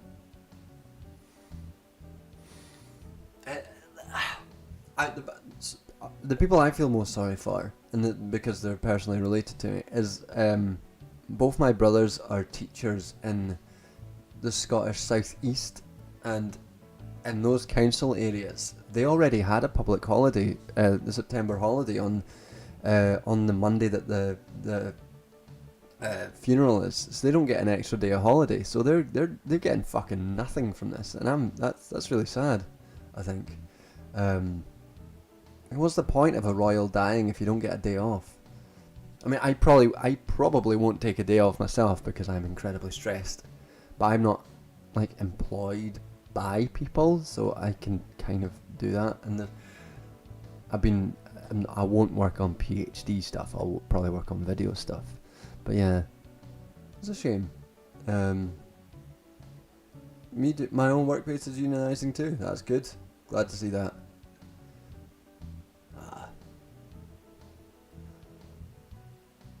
The Borders, Tory Heartland. It's not Borders. It wasn't Borders. It's not Borders that my brothers are. I don't know if the Borders have the have that day off. It's the Lothians in Edinburgh. It's a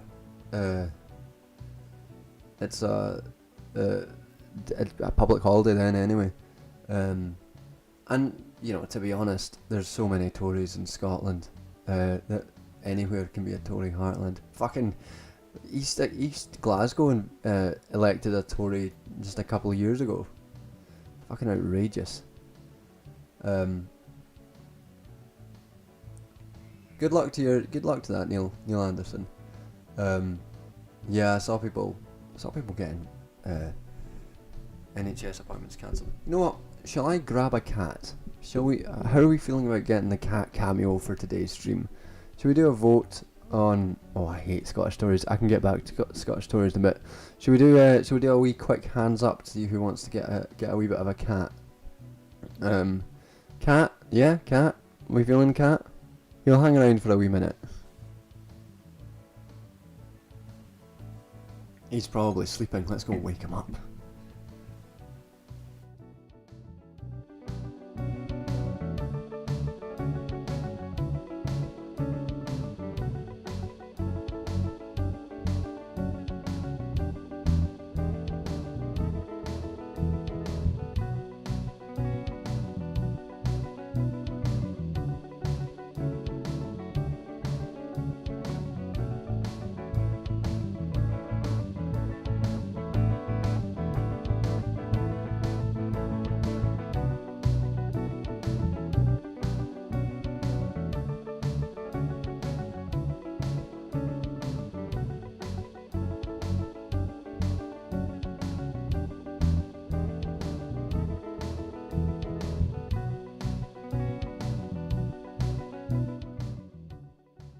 He's aware that he's getting food in his bowl right now, so he's distracted.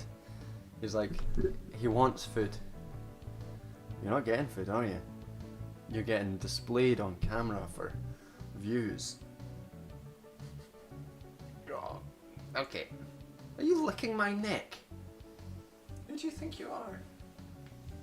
Okay, baby.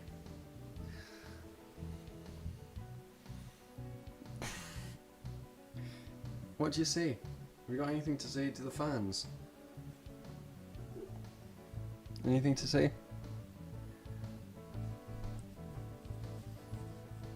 Nothing to say. He's got nothing to say.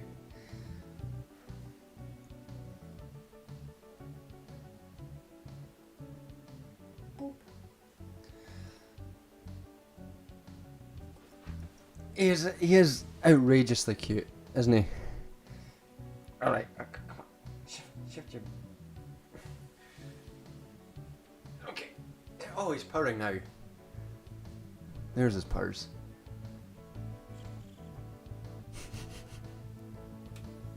God, his breath smells.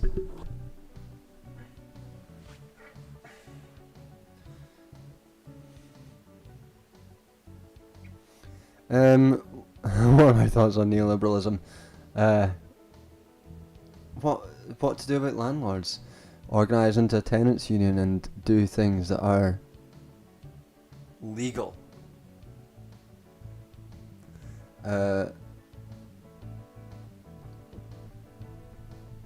He's not. It's my flatmate's cat. But you know, the benefit of having a flatmate who buys a pet is that you get to enjoy the pet as well. So I get to enjoy this wee Fanny too. Oh, what does the cat think of? What does the cat think of neoliberalism? Puss, what do you think of neoliberalism? No thoughts. He's a cat.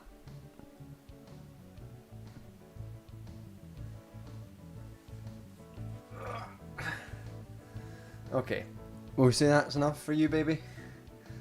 I'll shove him out now because I feel like he's gonna cause trouble. He's got that look in his eye that he's gonna cause some harm. Yep, there he goes, causing trouble.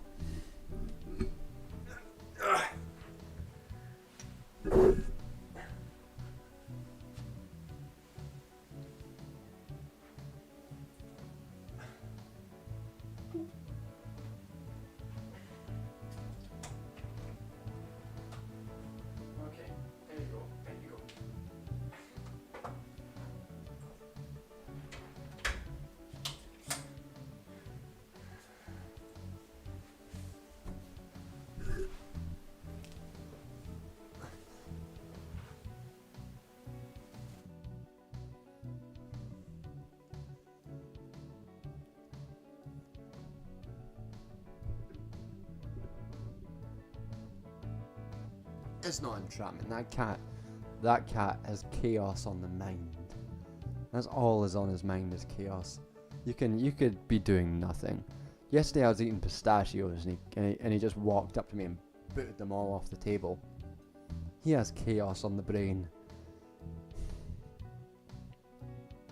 I don't know if his head's empty. It's just filled with chaos or things that you can do. Like sometimes he'll come into my room and I'll pick him up and I'll lie on the bed and he'll be very like nice and calm and he'll be purring away, and I'll sometimes I'll do that in the morning and he'll drift off and I'll drift off and it'll be nice and he'll sit there for a while and then like suddenly he'll just leap off of me and try to knock over every fucking book I have or try to knock over my plants or eat my fern. He's got chaos on the brain, the cat. He's a menace, but he's very cute, and that's how he gets away with it. And that's the lesson: if you're cute, you can get away with everything.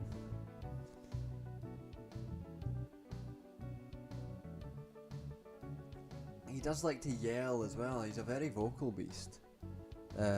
Sometimes you just walk out and he'll just be like, ah, ah. He's very vocal. God, when he was a kitten, it was the worst. I remember the weekend that he has a Russian blue, yeah. When we first got him, the first weekend we got him, he just would not stop yelling. It was impossible to sleep because just constant screaming. The poor beast. Now he just does it when he wants attention. Oh, excuse me. Excuse me.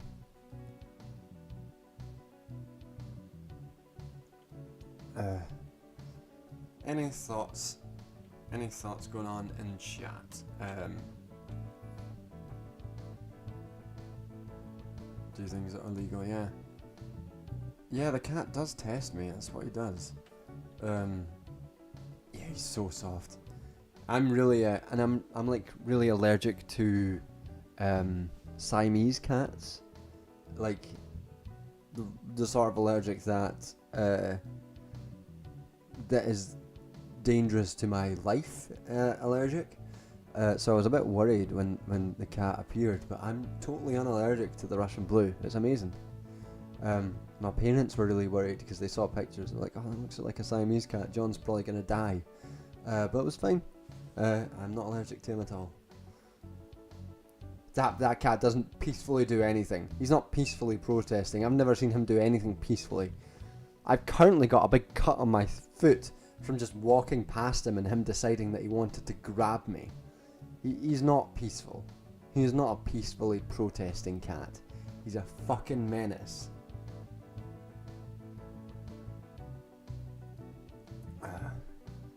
Oh, Altair Seal asked me where I was hiking this weekend. I was up in Callendar, so we weren't near Balmoral, unfortunately, because that would have been funny. You might think it's amusing, but the mathematics of a cat falling and writing itself is incredibly complicated. Looked into it. Okay. Yeah, so we were up not near Balmoral, which we could have been because we often do go hiking at this time of year, up in sort of Cairngorms and up near Aberdeenshire and Balmoral way. But we were down in Callendar, closer to the Trossachs, away from the full furore of... Oh, Jesus, I'm really sorry for all that yawning. I could have claimed credit. So that's the thing, like, I don't know if the Respect the Dead podcast. I'm going to be on that podcast talking about Thatcher. In, I think, November. We're going to do a charity stream for that. And we were talking about, like, if I'd been going up to Balmoral, I could have done a roving reporter style job for reporting on the death of our beloved monarch, for whom we have nothing but respect. You know what? Here, you know what? I will give Thatcher... No, sorry. I will give the Queen small amount of credit. She fucking hated Thatcher. Now, she might have hated Thatcher for reasons that weren't the good reasons, but, you know, how can you fault someone for hating Thatcher? We can fault her for a good many things, but she fucking hated Thatcher.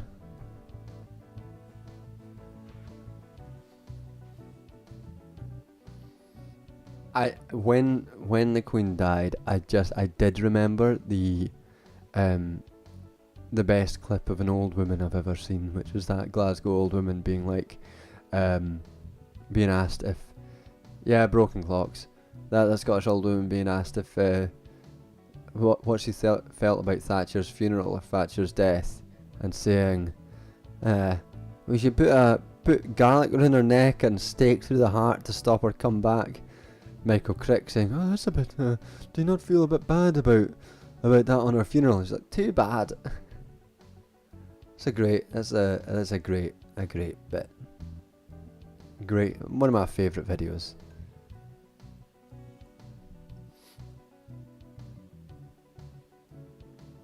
Alright, I'm feeling another tune, to be honest.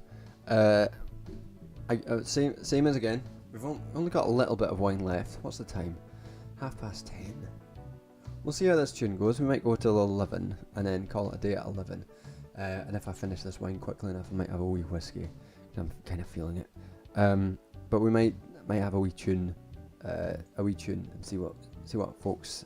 If you've got, again, any topics or questions you got a burning need to talk about, shove them in chat.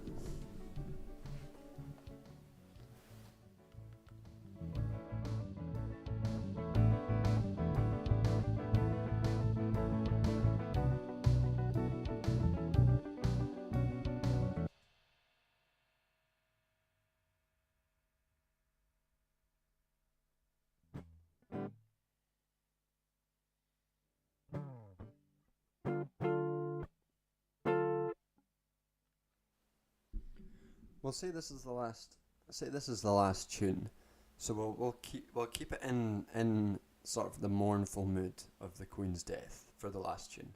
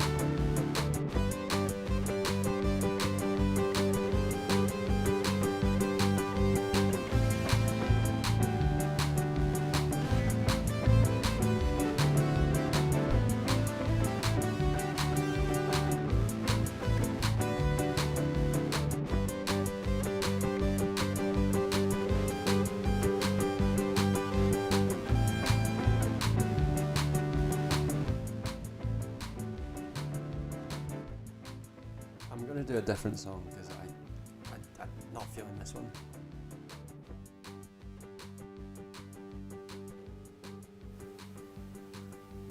Oh, Sinan.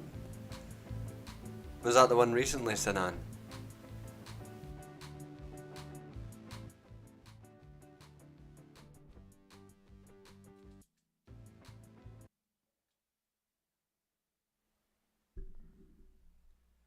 Yeah, I'm gonna ignore that because that'll suck. You know what? I'm gonna talk about that. I'm gonna not talk about the interaction, but talk about the fucking theme of that, and after I've got this tuned down, because it has annoyed me.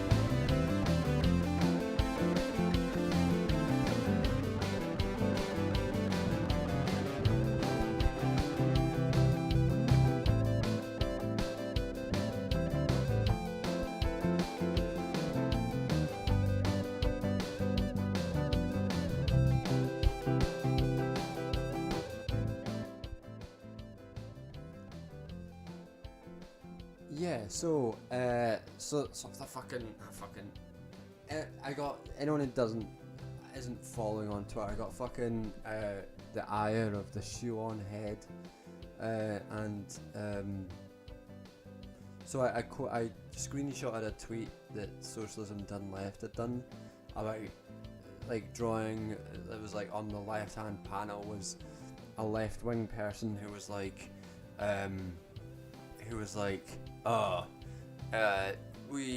it's not my job to educate you, and you're not racist. Well done. Should you have a trophy? And on the right was like a person with a swastika. This is the song that we launched the Queen into Space to, and the one on the right had a person with a swastika saying things like, "Yes, I'll tell you what I want." And the obvious fucking line of this comic is that by not being accommodating enough to people, the left is driving folk into fascism, and I think that is very stupid. I think that's a completely bizarre thing to think about the world, and I quote tweeted that and being like, "Yo, this is a bizarre thing to think for all these reasons, including because one of the reasons why someone might say to you, hey, not a fucking real thing, right? It's like there are people who are like, there are people who say, fucking do educate yourself, and it's like something you can make fun of when people are like talking about something. Sometimes you like, there's some folk online who are like overly aggressive in that phrase. It's like, fine, whatever. It's not a real thing that has any real consequence on the real world, and anyone who's done any fucking organising in their life can attest to that. But because, and I was thinking about this, because parts of the sort of streaming, like particularly the debate sphere folk, everything is elevated to discourse for them, and everything needs to be elevated and individualized into discourse. Therefore, like any notion that you upset the discourse is like is forcing people to the right, and anyone who engages in the discourse is doing a job of like de-radicalizing, and it's like this bizarre sort of ecosystem that's been made up. And I mean, the reason that people tell folk that is because like it's tiring, and like you can often tell that like people are being bad faith, and like I hate to use that phrase, but it's like I had people like spamming me in my mentions, being like, "Oh, you told Cheng to read a book when he was talking about abolition, and saying, oh, abolitionists don't have an answer to these questions of like violent crime." It's like, yeah, because he's obviously operating in a completely bad faith sense. Like, if he wanted to find out the answer to that question, he would have known it by now.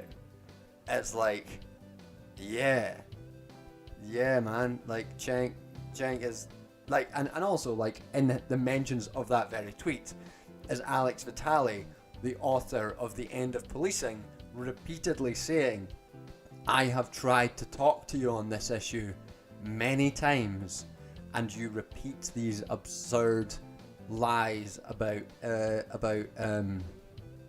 fucking abolitionist politics." You get to with degrowth as well a lot of the time, and like people being like, "Oh, I just don't understand degrowth.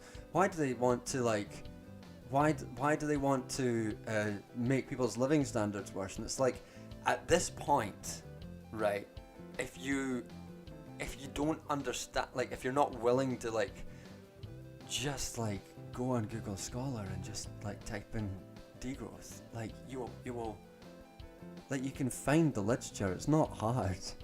Like, and people got so mad at me. I had shoe on head calling me the person who was like the moral woke scold person, and I was very close to quote tweeting, because she would say that because she's the one who's on the right of the panel. But like, you know, it's a weird thing, and my mentions were just ruined for a while after that. But I know that Socialism Done Left and his girlfriend don't like me because a while back, like about 18 months ago or so, SDL did like a weird, like just a bullshit tweet about degrowth and then I was like, this is bullshit, and then he DM'd me being like, I think that left wing people are really bad on economics, and I think people like on the left need to know more about economics. I know a lot about economics, so if I'd be interested to hear anything that goes against my understanding of economics. And I was like, motherfucker, like, this is the most patronising fucking thing that anyone's ever said to me. Like, the tone was just incredibly patronising. So I just sent him a clean shirt gif, which I still think was pretty funny. Yeah, weird, and to be honest, those characters are just bizarre characters. I should leave it be because, you know, there's nothing productive to be gained from it. They just annoy me. That's all it is. So that's that. If someone's doing a stream about that, that's what that's about.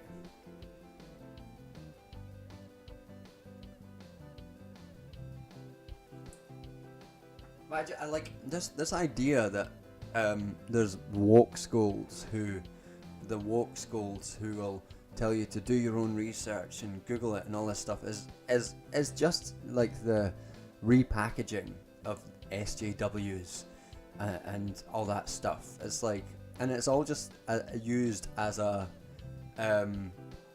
a cudgel to beat generally marginalized groups with, who've spent their lives educating people around them on the state of their own oppression, unlike, you know, black folk, racial minorities, disabled people who spend their entire lives educating folk, and then coming across someone who's obviously sea-lining them and then saying, well, fuck off and just do your own research. That's the sort of like narrative of the, I've noticed it coming up a few times now, leftier than now shit is just being used as a cudgel to beat those folk with, and blaming them for folk being radicalized to the far right is just extremely distasteful, in my opinion, and a really bizarre thing to do. Yeah, it's just weird shit. Just weird shit. Yeah. So that's that. That was a stress yesterday, but I ended up going for a drink with some friends, so it was fine. Whatever. To be honest, if you're palling around with shoe on head, I'm not going to take your opinion on any left-wing politics seriously.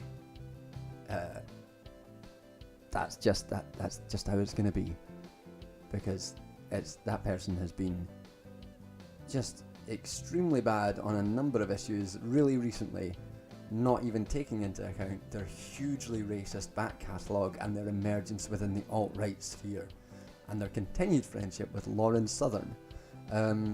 So, you know, I'm not going to take these people's opinions seriously.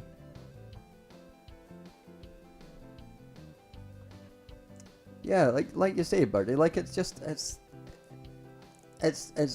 added exhausting for any marginalised group, and even when people aren't in marginalised groups, like fucking explaining shit over and over again to someone who's obviously not giving a fuck about what you say is, you know, boring and hard.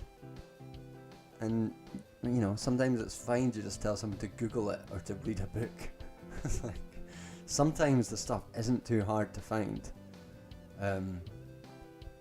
Yeah, people have got very high opinions of themselves and of the impact that their streaming has on the world. Yeah.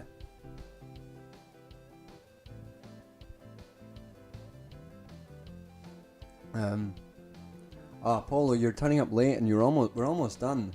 I think just finishing this wine, and the plan was to finish at 11. So, unless there's any more pressing questions or anything else, we're gonna start calling it a day now. I think I'll give us like 5 minutes to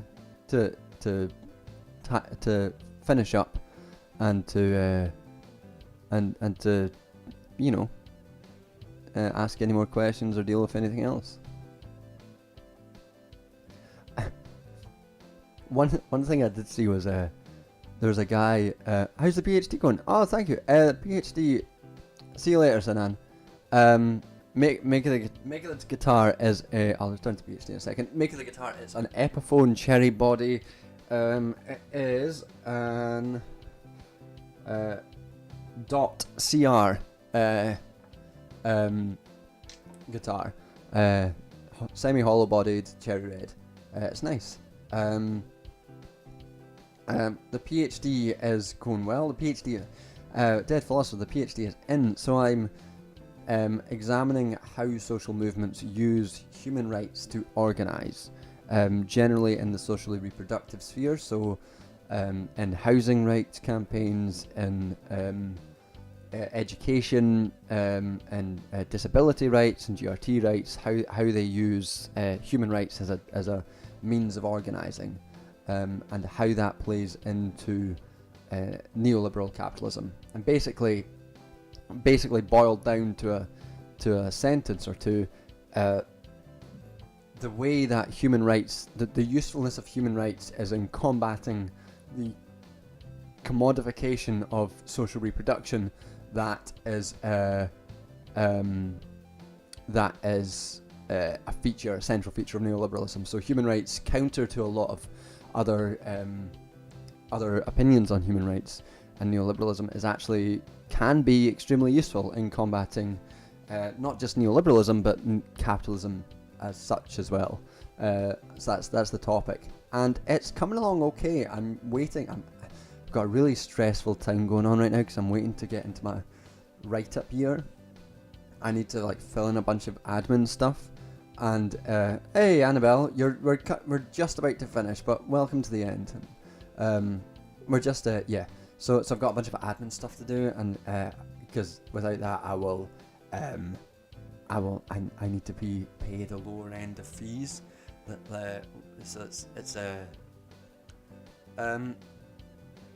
It's political sociology. It's political sociology with a bit of political theory in there as well. So it's interesting stuff. I'm quite pleased with it. What someone else asked me, how's it going? It's almost finished. In that I've almost got a draft done of the full thing, and I'm hoping to submit by March next year. So still going okay. I want to get it done basically because I need a job. It's under sort of political sociology, so it sort of straddles that line between political science and sociology, without ever falling into either. Birdie, that's lovely. I like it. That's very cute. Are we John the Duncan in there?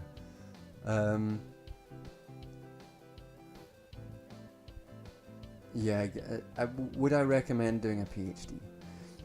Depends on what you want. If you want to go into academia, then you're gonna need one. But if you don't want to go into academia, if you want to work outside of the academy, there's no point. You can get just as much work, just as much experience done outside of that. I mean, if you want to do one and you can find funding for it, in fact, there's no reason not to.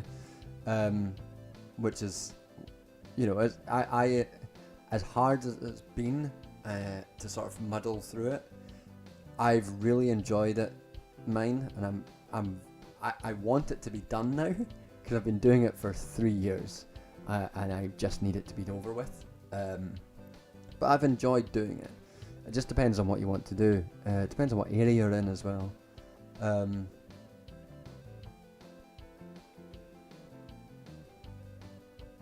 This feels like the conversations I have with my dementia-ridden grandpa.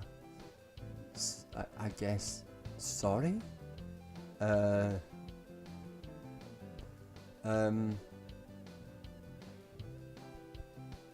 a vacancy for head of state. I'll see if I can get into the head of state position. Oh, George, right. I get what you mean, George Belvin. Yeah, no, yeah, I get you. No, I was confused for a second there, ironically. Yeah, masters tend to only take a year full time in the UK.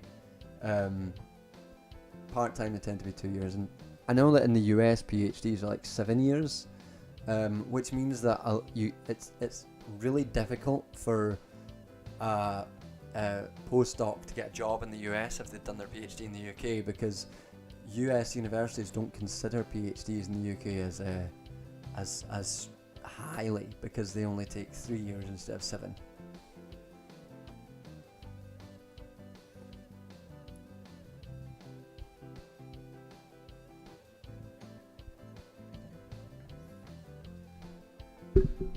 $13 years. That's outrageous. Yeah, and there's, I mean, yeah, that's too long.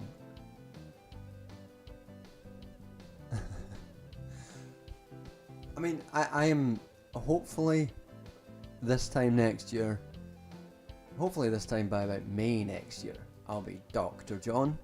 And I will insist on everyone calling me Dr. John, including my brothers. Every time they make fun of me, I will be like, "You're making fun of Dr. John." And that's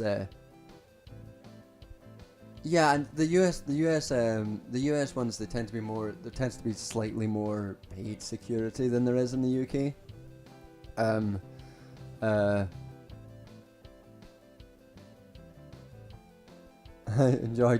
enjoying annoying liberals. I didn't even mean to annoy the liberals on Twitter. Sometimes you just accidentally do it. People are boring. Anyway, that is past 11 o'clock, so we'll draw it to a close. Thanks for coming along to the stream. It's been a nice stream. I always like doing these. I'm in the midst of writing the next video. Oh, the best adult dating site has just reached us. Let's fucking block them. It's been a while since we've had some spam in the chat. They're gone. Yeah, so been working on the next video. Hopefully having it out. Yeah, welcome Annabelle to the spam bot hours. Hopefully having the next video out end of September, start of October. Struggling through it because it's in a topic I'm not hugely well versed in, so I've been taking my time with it. But yeah, thanks for coming along to the stream. It's been really good. And I'll catch you in 2 weeks for the next one. I will move on to the opening scene. I'll just leave the music playing for a little bit so folk can hang out and chat. Catch you later.